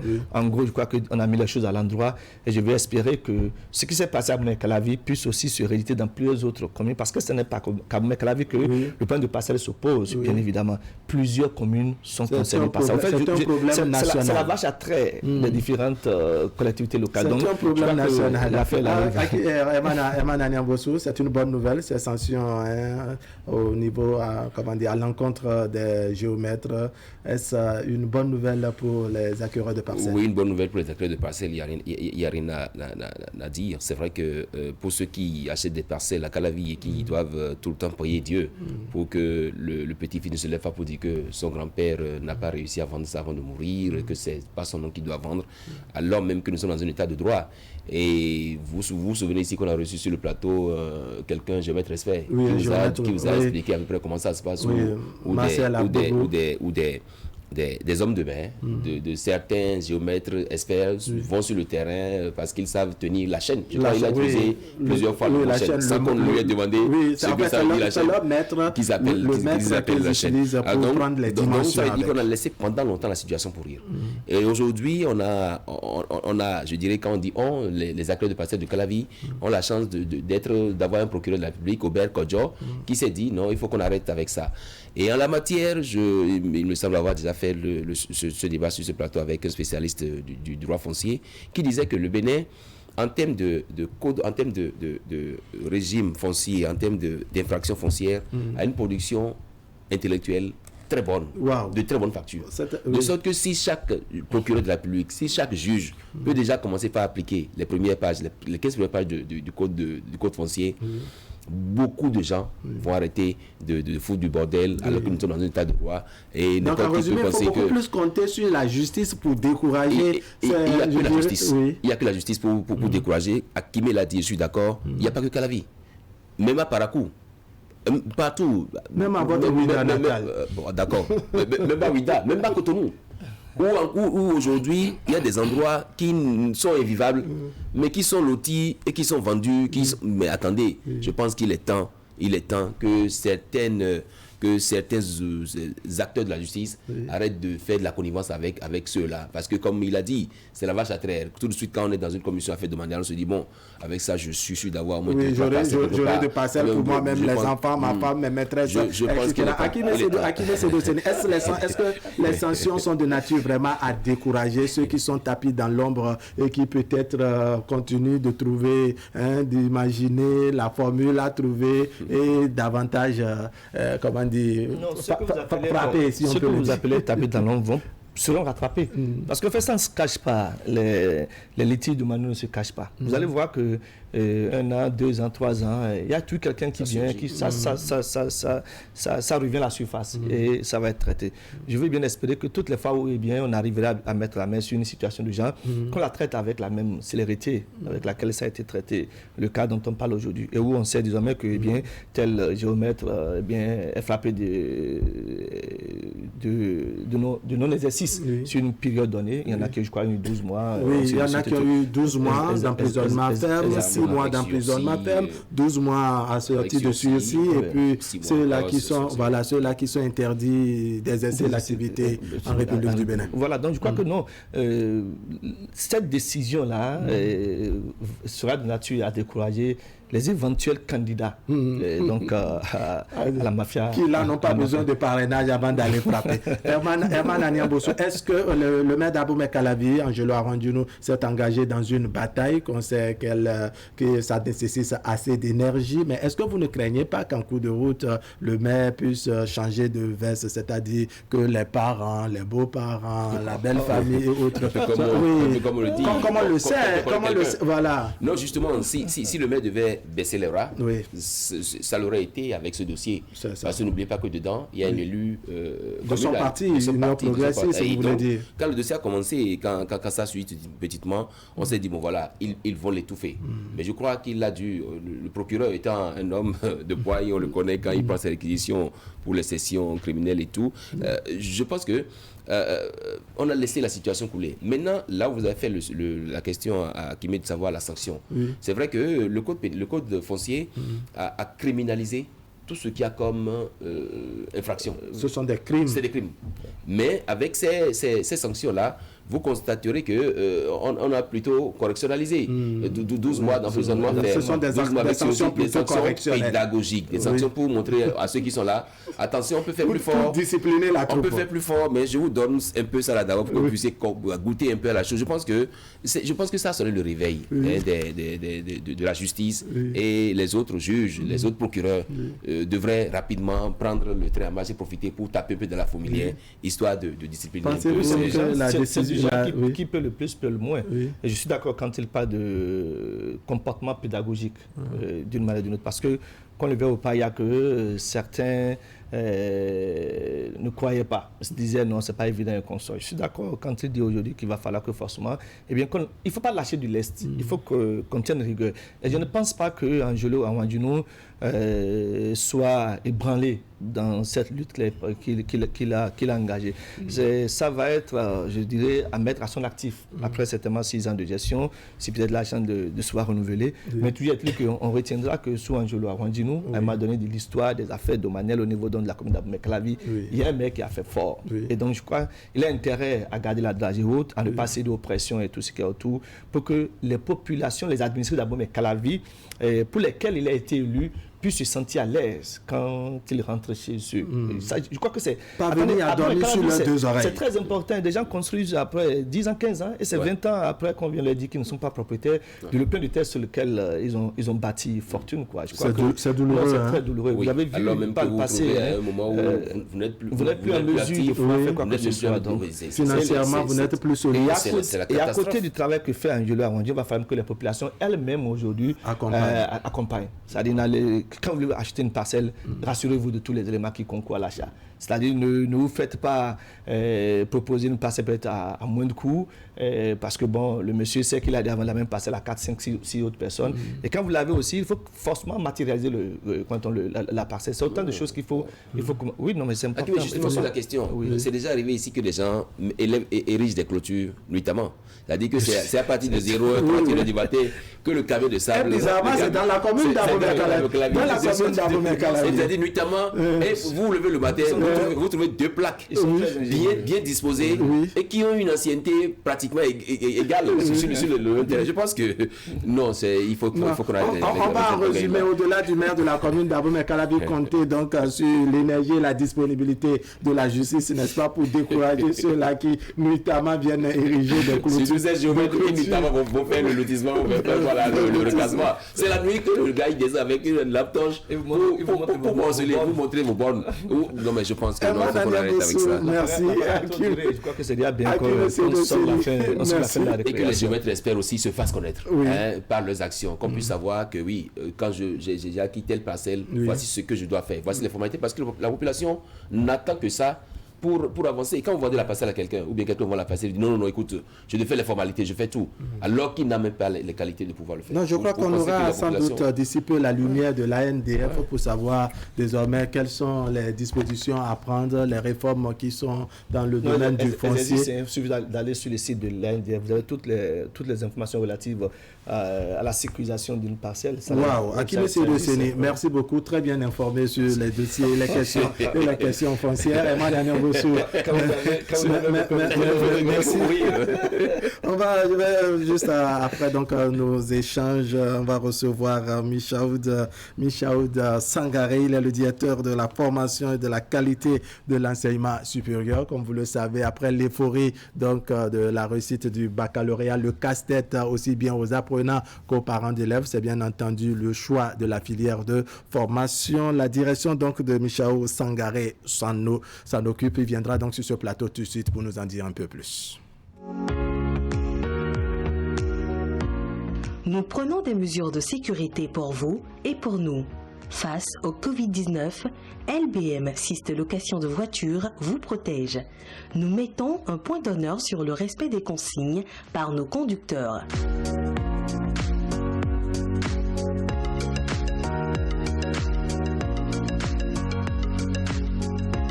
Nos véhicules sont systématiquement désinfectés avant et après chaque mission.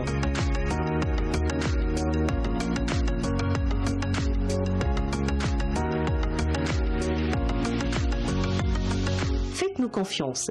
Votre sécurité, notre préoccupation. Syste LBM Location de Voitures, contact 60 60 60 63.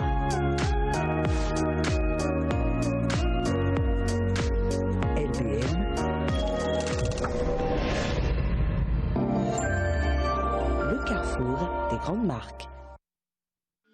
Vous êtes de nationalité béninoise, vous êtes âgé de 18 à 40 ans, vous êtes titulaire d'un diplôme de l'enseignement supérieur, bac professionnel, BTS ou DUT, licence professionnelle ou DTS, master ou ingénieur, vous êtes en quête d'un emploi ou d'une bonne expérience en entreprise en vue de votre insertion professionnelle, vous êtes immédiatement disponible, vous pouvez faire partir des 2000 bénéficiaires pris en charge chaque année par le gouvernement à travers le programme spécial d'insertion dans l'emploi.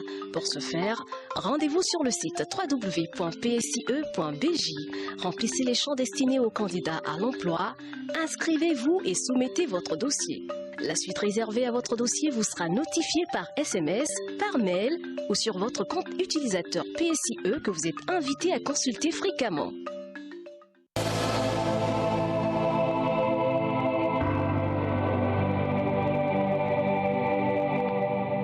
Monsieur Michaoud Sangaré, bonjour. Bonjour. Vous êtes directeur de la formation et de la qualité de l'enseignement supérieur. Je vous reçois avec mon collègue Akime Sédoseni. Akime, rebonjour. Bonjour.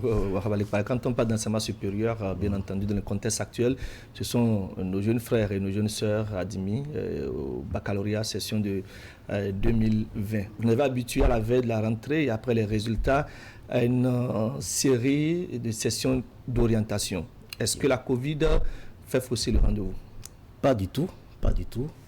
Le rendez-vous est tenu et déjà à partir donc du 4 septembre, nous allons commencer. Ah, c'est dans quelques jours, hein. Nous sommes le 1er aujourd'hui. Oui, mais d'entrée de jeu, je veux saluer ici le gouvernement sous le leadership donc, du chef de l'État qui fait beaucoup de choses pour les enfants béninois. Wow.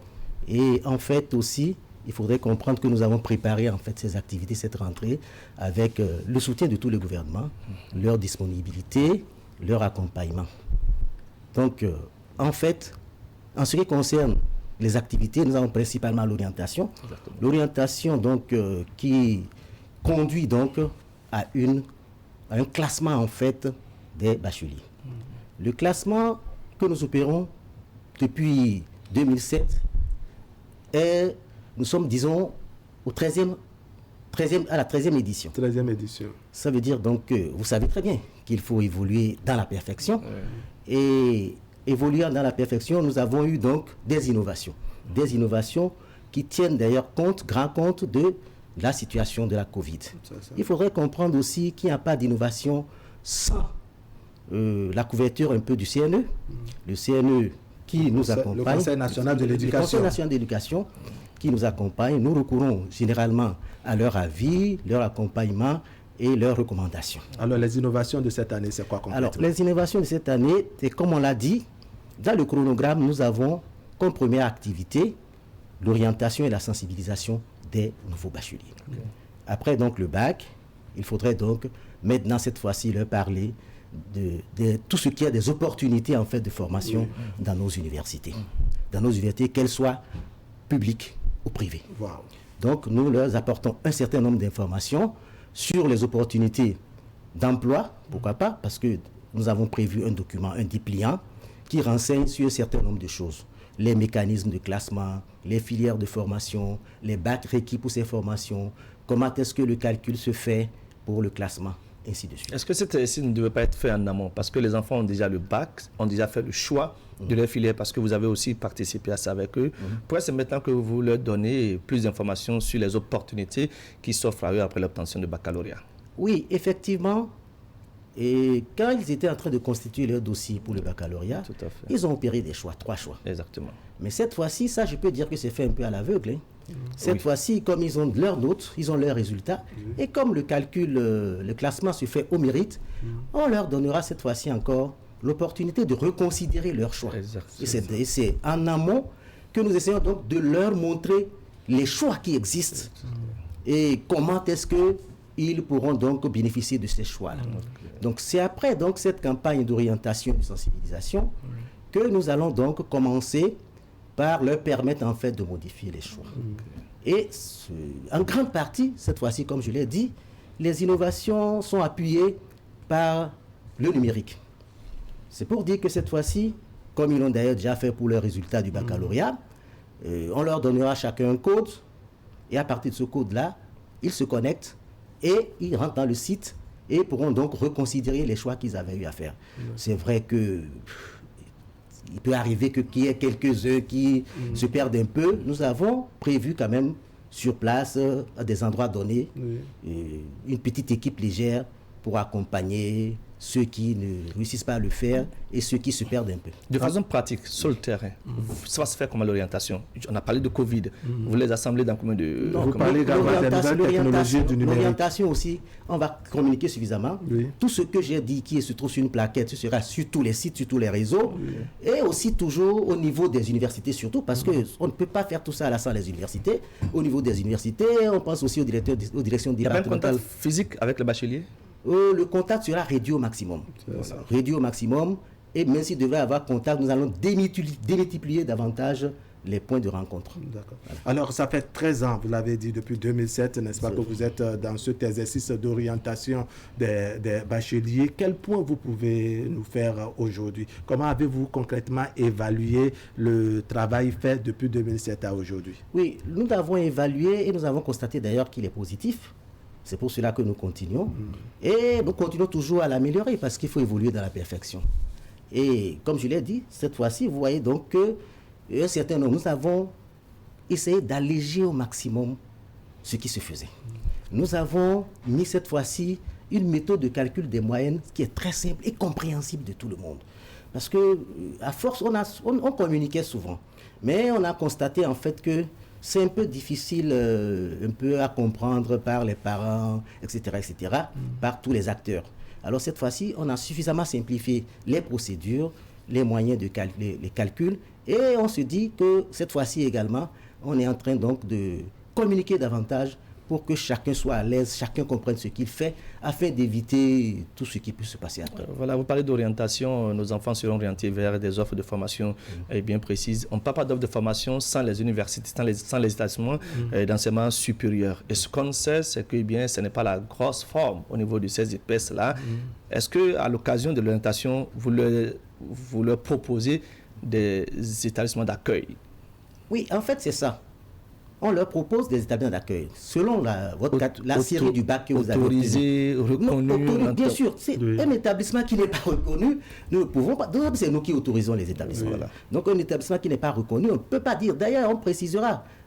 L'établissement qui n'est pas reconnu, on ne peut pas demander à un enfant, à un étudiant d'aller s'inscrire là-bas. Ça veut dire que l'orientation se fait aussi bien dans les universités publiques que dans les universités privées, qu'il faut reconnaître, apporte beaucoup à l'enseignement supérieur. Bien sûr, d'autant plus que les universités publiques ne peuvent pas absorber tout ce que nous avons comme étudiants. Nous avons toujours l'appui des établissements privés d'enseignement supérieur, et c'est pour cela que nous faisons depuis un certain temps l'effort quand même de les contrôler afin de les rendre très très performantes.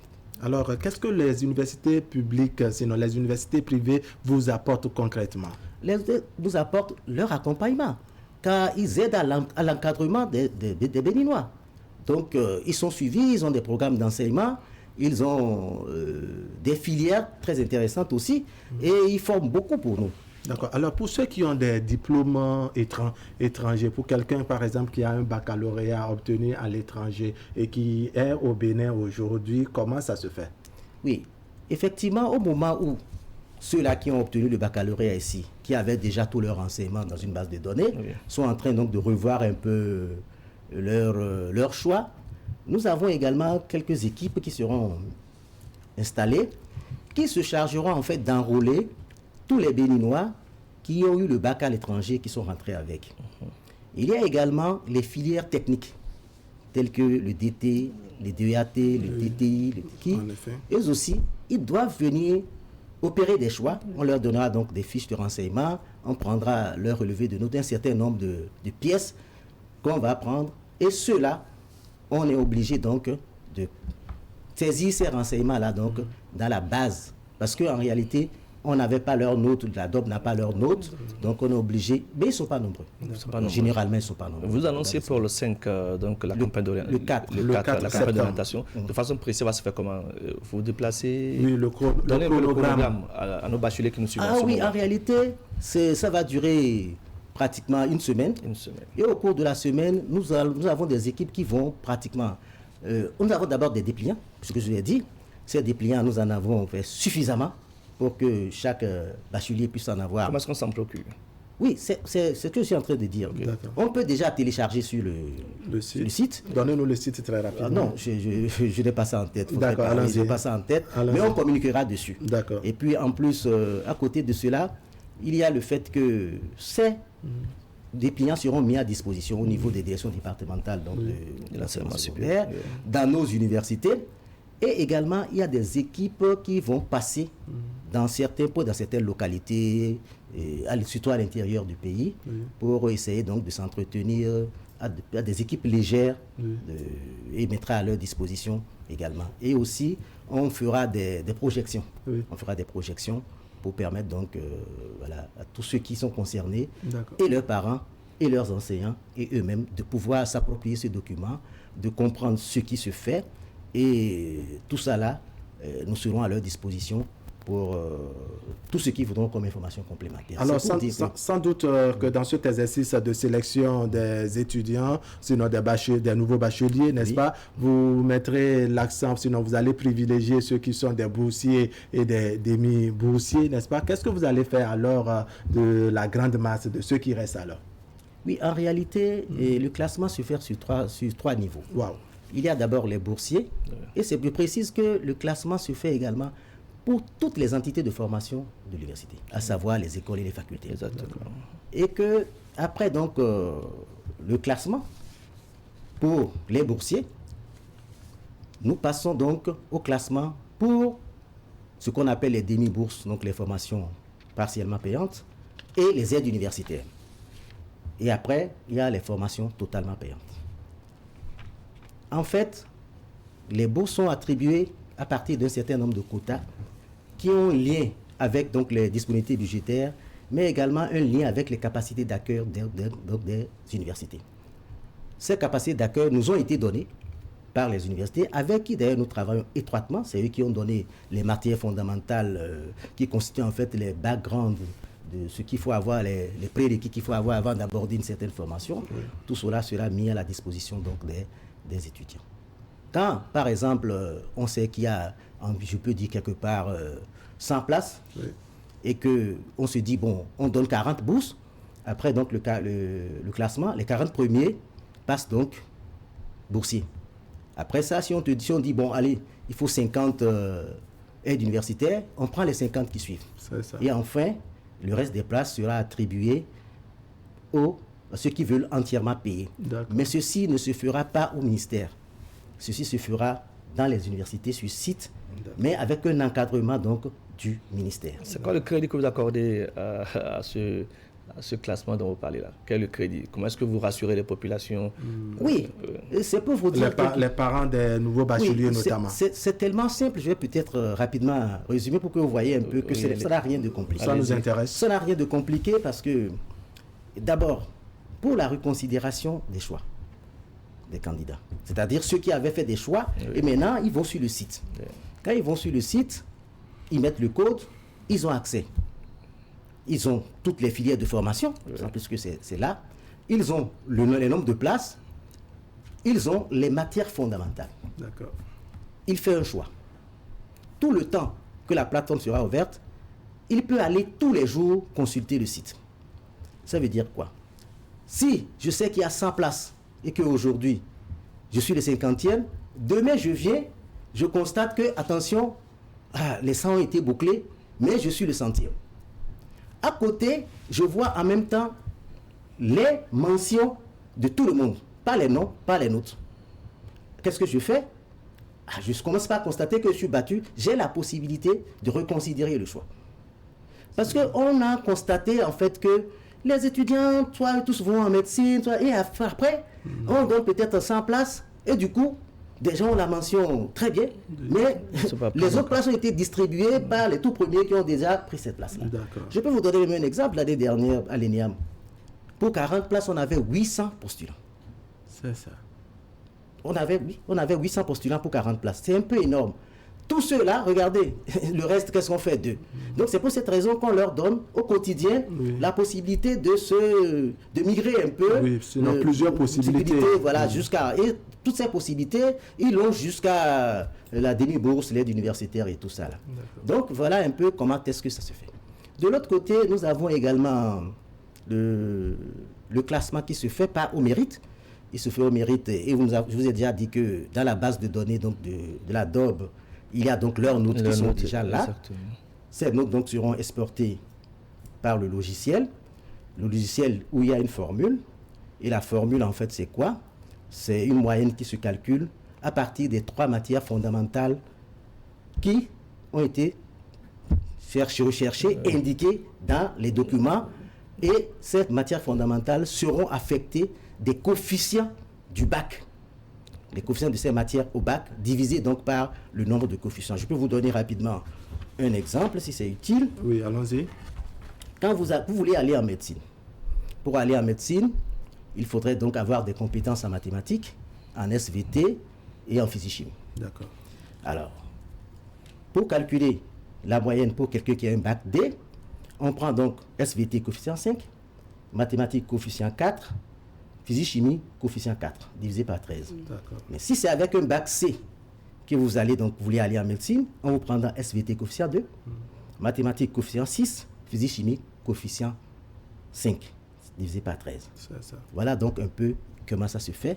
Vous savez donc que rapidement, avec quelques secondes déjà, le calcul est descendu par le logiciel et on commence donc par procéder à la distribution. Et il y a bien de transparence. Ah oui, c'est pour vous dire que après tout ça, il y a ce qu'on appelle la plénière. Il y a une commission donc en fait qui vient. Et cette commission, c'est tous les chefs d'entité des établissements, la société civile, les syndicats, tous ceux-là sont invités. On leur tire donc des documents. Ils ont des calculatrices, c'est ce qu'il faut pour contrôlés. Ce n'est pas des documents, ce n'est pas des brouillards, hein, c'est des documents où on voit tout. On voit le numéro de table, la date de naissance, et on voit tout.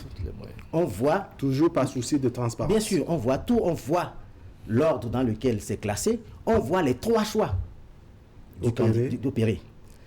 Si on est d'accord dessus, on enlève tous ces autres renseignements et on tire la liste, les noms. Et cette liste-là est signée par tous ceux qui ont participé à cette activité. Et c'est à partir de ce moment-là que commence donc la proclamation et la publication, toujours comme on l'a dit, par les différents canaux que nous avons déjà utilisés. Et tout en évitant, comme je le dis, donc tout ce qui peut avoir comme confinement et attroupement. Alors, est-ce qu'il y a possibilité pour un candidat, après la proclamation des résultats, comme vous venez de dire, n'est-ce pas, quand il n'est pas satisfait des résultats obtenus, de procéder à une réclamation? Oui, c'est normal, hein? C'est normal quand vous n'êtes pas satisfait, c'est normal que... Comment cela va se faire? Voilà. Ça aussi, on appelle ça l'étape des contentieux.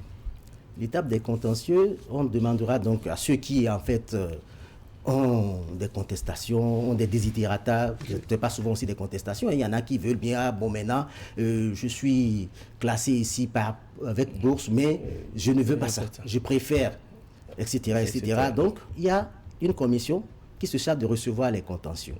Généralement, c'est des petits dossiers qu'on dépose, il y a donc beaucoup d'endroits où ils peuvent aller les déposer. Donc, on les récupère, on les traite et on appelle à nouveau la commission. Et la commission va statuer dessus et on tranche définitivement. Ça veut dire donc que tous ceux qui, en réalité, c'est pas qu'on va satisfaire le tout. Il y a des moments où on sent que en réalité, c'est pas réalisable, c'est pas raisonnable. Donc voilà un peu comment est-ce que ça fonctionne. D'accord, ce serait la toute dernière question, n'est-ce pas? Dans l'espace CEDEAO, comment se porte la formation de l'enseignement béninois dans l'espace CEDEAO? Oui, comment nous nous portons là-bas? Nous nous portons très bien, d'autant plus que vous voyez déjà que nous sommes très félicités pour notre baccalauréat. Et puis, nos formations aussi sont très cotées. Et je ne vais pas vous dire que...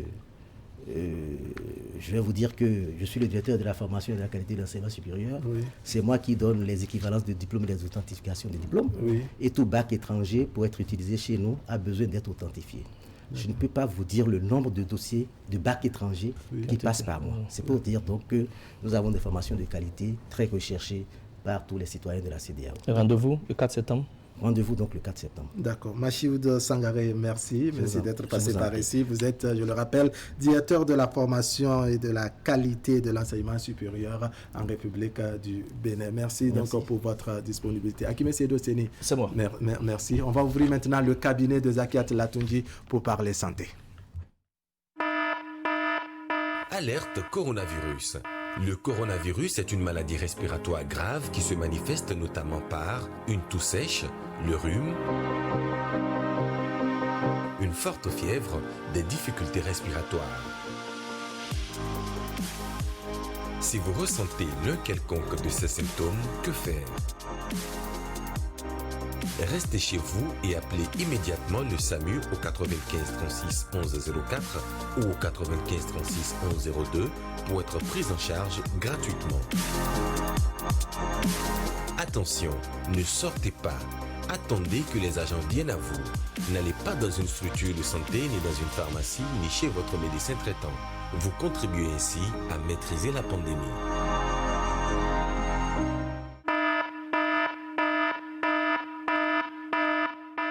Précédemment, dans les grands championnats européens, des rois redevenus rois, des champions plus que jamais champions et des perdants magnifiques.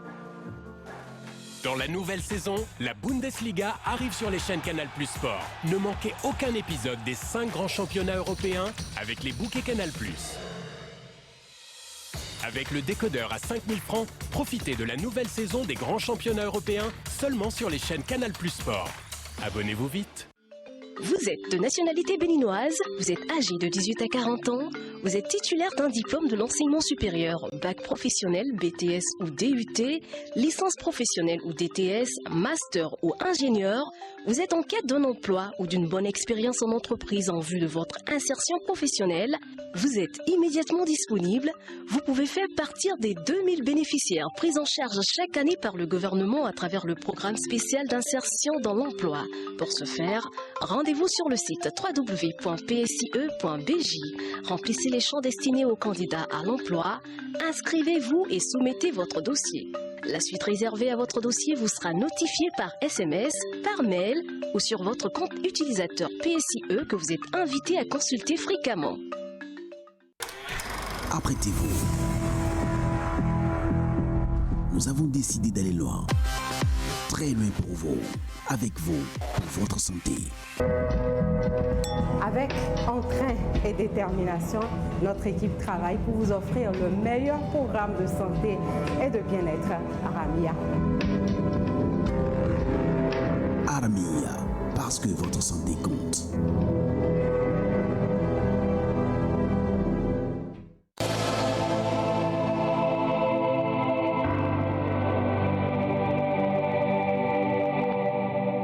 Zakia Telatunji, bonjour. Bonjour, Wahab Alikba. Depuis le mois d'août, nous avons démarré une aventure, notamment les soins du corps et notre bien-être. L'aventure se poursuit aujourd'hui également.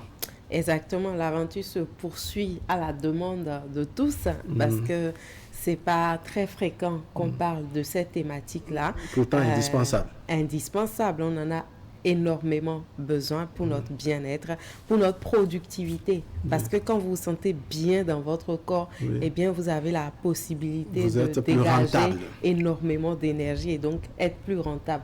Plus rentable par rapport à vos activités de tous les jours parce que vous avez la force et vous avez tout ce qu'il faut pour vraiment donner le meilleur de vous-même. Alors, ce que nous allons faire ce matin, c'est en deux temps. En une première partie, on va revenir un peu sur tout ce qu'on a eu à dire parce qu'on a parlé, par exemple, en début du mois, des vergetures, comment est-ce qu'il faut traiter les vergetures. Ensuite, nous avons parlé des différents types de peau qu'on peut avoir et quels sont les soins appropriés qu'il faut apporter à chaque type de peau. Après, les spécialistes que nous avons reçus nous ont également conseillé de faire du massage, surtout les massages relaxants qu'on peut avoir en institut de beauté, en institut esthétique.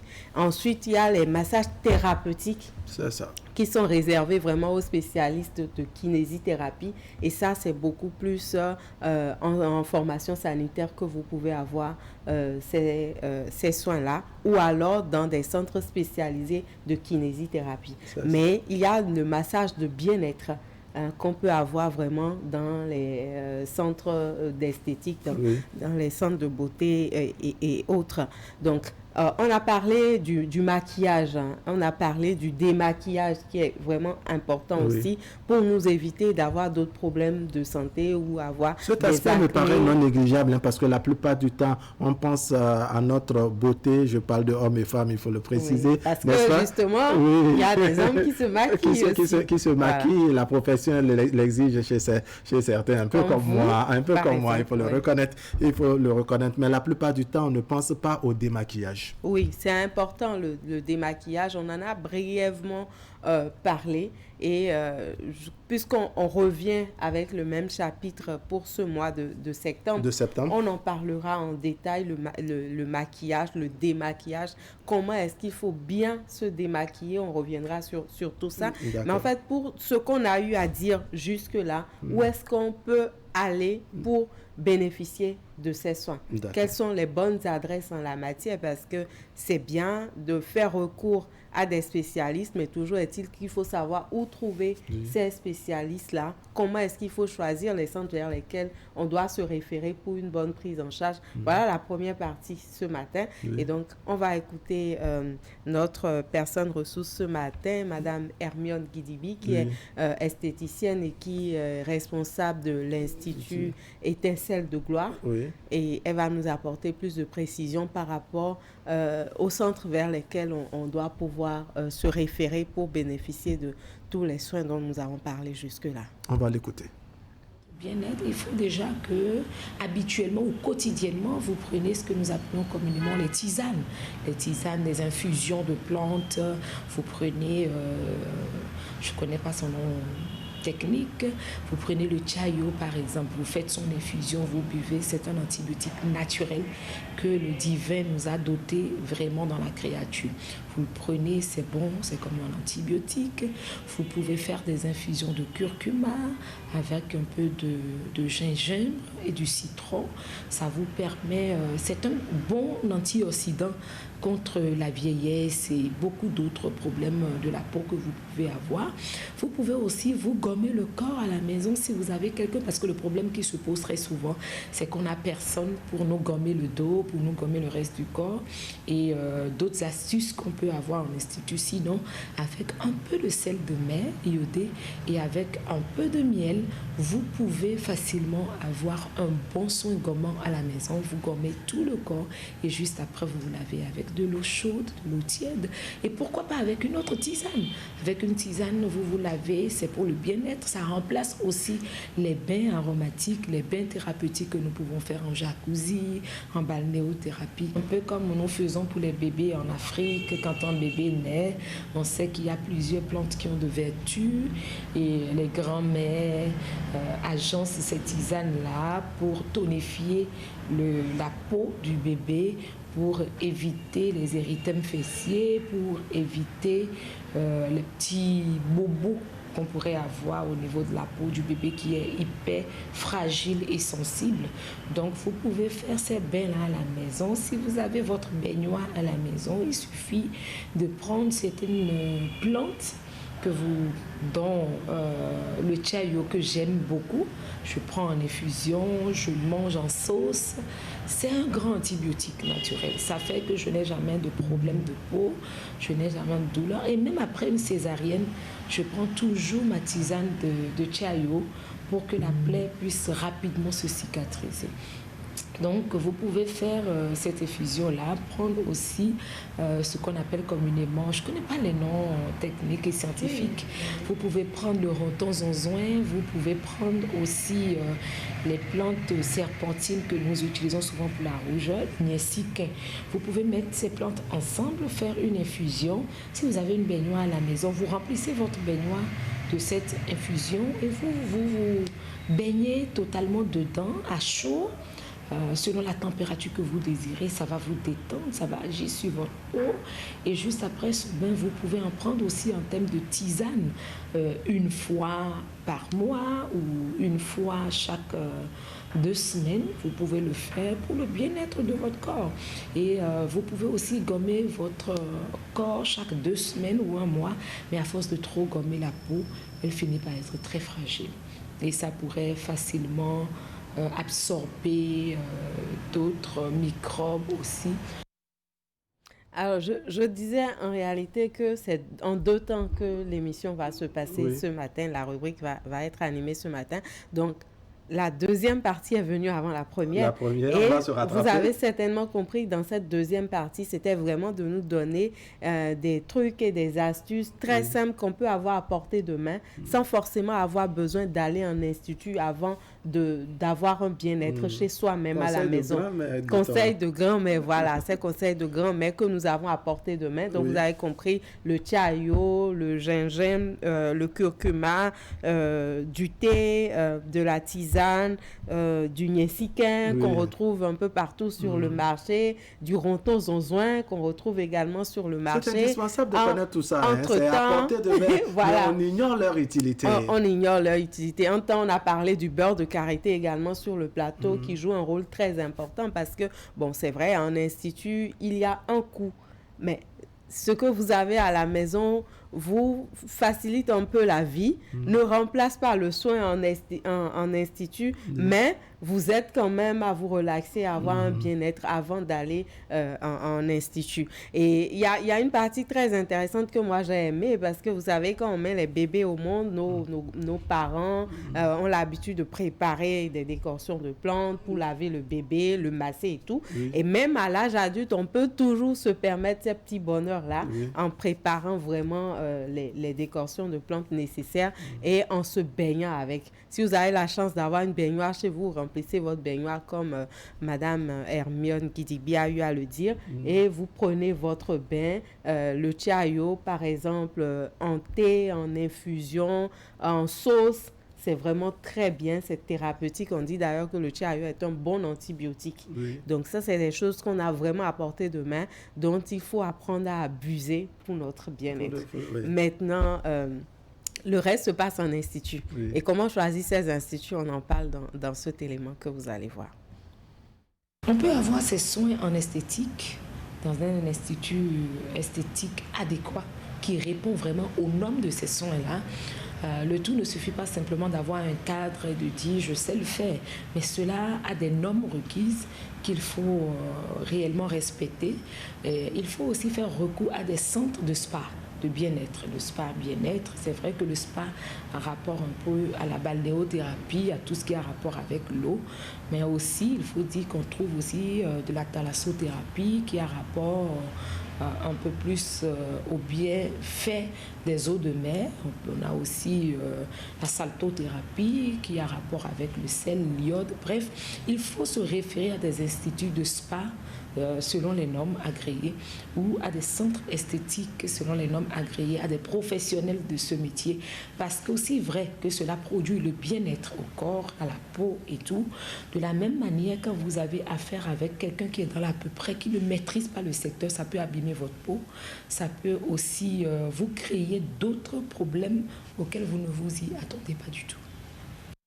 Alors nous, on est là ce matin surtout pour éviter qu'on ait des problèmes, mais plutôt qu'on se sente bien. Oui. C'est tellement important de prendre soin de soi, oui. de se donner du temps et de laisser les autres prendre soin de soi. Oui. Et ça se passe en institut. Oui. Après, à la maison aussi, on peut se faire ces petits plaisirs, même en couple et tout. Ça resserre les liens et ça relaxe et ça facilite la productivité. Et c'est tout le bien qu'on vous souhaite. D'accord. Zakiat Latunji, merci. Ce serait tout pour aujourd'hui. On poursuit la même aventure. On sera là, par la grâce de Dieu, on en parle encore. Merci Zakiat Latunji. Je vous accompagne avec la revue de presse signée ce matin à Siongbon Kani à Siongbon.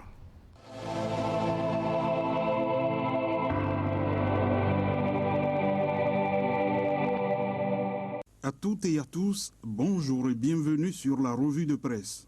Le tout premier parti à être porté sur les fonds baptismaux au Bénin au lendemain de la conférence des forces vives de la nation célèbre son trentenaire depuis quelques jours. Le parti du renouveau démocratique de Maître Adrien Humbedji doit amorcer ainsi, selon le quotidien Fraternité, un renouveau, une refondation et un nouveau départ. C'est ni plus ni moins ce qu'il faut au Tchoko à l'heure où il célèbre 30 ans d'animation de la vie politique nationale. Toute première formation politique portée sur les fonds baptismaux au lendemain de la conférence des forces vives de la nation, le PRD a connu ses moments de gloire. Adrien Humbedji, son leader charismatique, a d'ailleurs eu l'honneur de présider pendant 3 mandats les destinées de l'Assemblée nationale. Aussi, ce parti, après la première législature, a-t-il constamment été bien représenté au Palais des gouverneurs à Porto Novo. Dans tous les cas, souligne le journal, le PRD est à la croisée des chemins.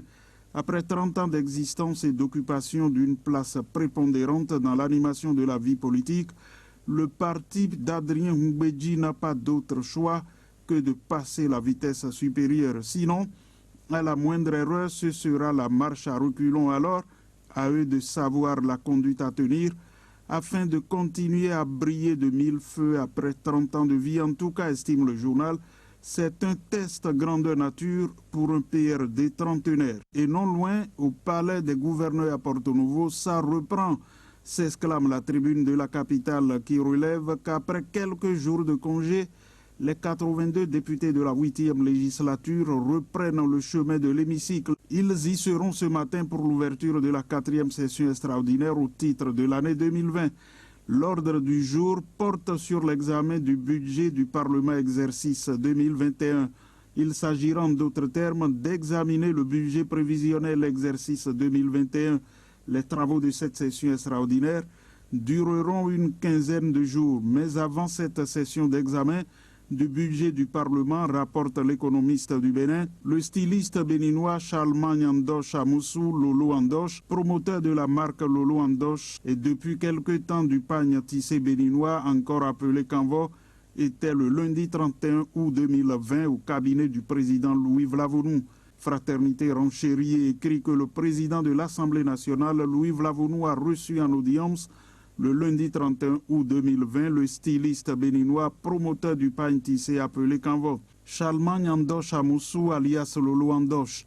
Il était question pour ce dernier de venir présenter à son hôte Louis Vlavonou le projet de création d'un showroom pour la valorisation des pagnes tissés du Bénin. Dans la suite, le matinal affiche que le recrutement de 500 élèves agents est lancé. Le journal explique que le directeur général de la police républicaine a rendu public une décision du jeudi 27 août 2020. Dans la dite décision, le contrôleur général de la police, Soumaïla Yaya, a livré les modalités d'organisation et de déroulement du recrutement. Et pour Soleil Levant, c'est un recrutement qui va soulager 500 enfants du pays et pour le seul compte de l'année 2020, c'est une bonne nouvelle pour les Béninois qui ont à cœur de servir la nation. Dans la suite, Fraternité fait un tour dans l'univers des transports terrestres en cette période de la Covid-19 et relève que 2 mois après la reprise des activités de transport en commun, dans un contexte de pandémie, Cotonou s'adapte progressivement, mais au volant, les chauffeurs n'ont pas toujours le sourire et pour cause, les recettes. Et selon le journal, face à la baisse de leurs revenus, les conducteurs sont tentés de violer les mesures, mais sur la route, la police républicaine veille au grain. Certains se voient encore en quarantaine, d'autres n'ont de choix que de faire de la surenchère. Avant, on prenait 4 personnes par rangée, ce qui faisait 250 francs par personne. Mais depuis qu'on nous demande d'en prendre 2, c'est qu'à 100 francs que nous leur exigeons pour Cotonou-Calavi, a confié un conducteur au journal. Merci d'avoir suivi la revue de presse.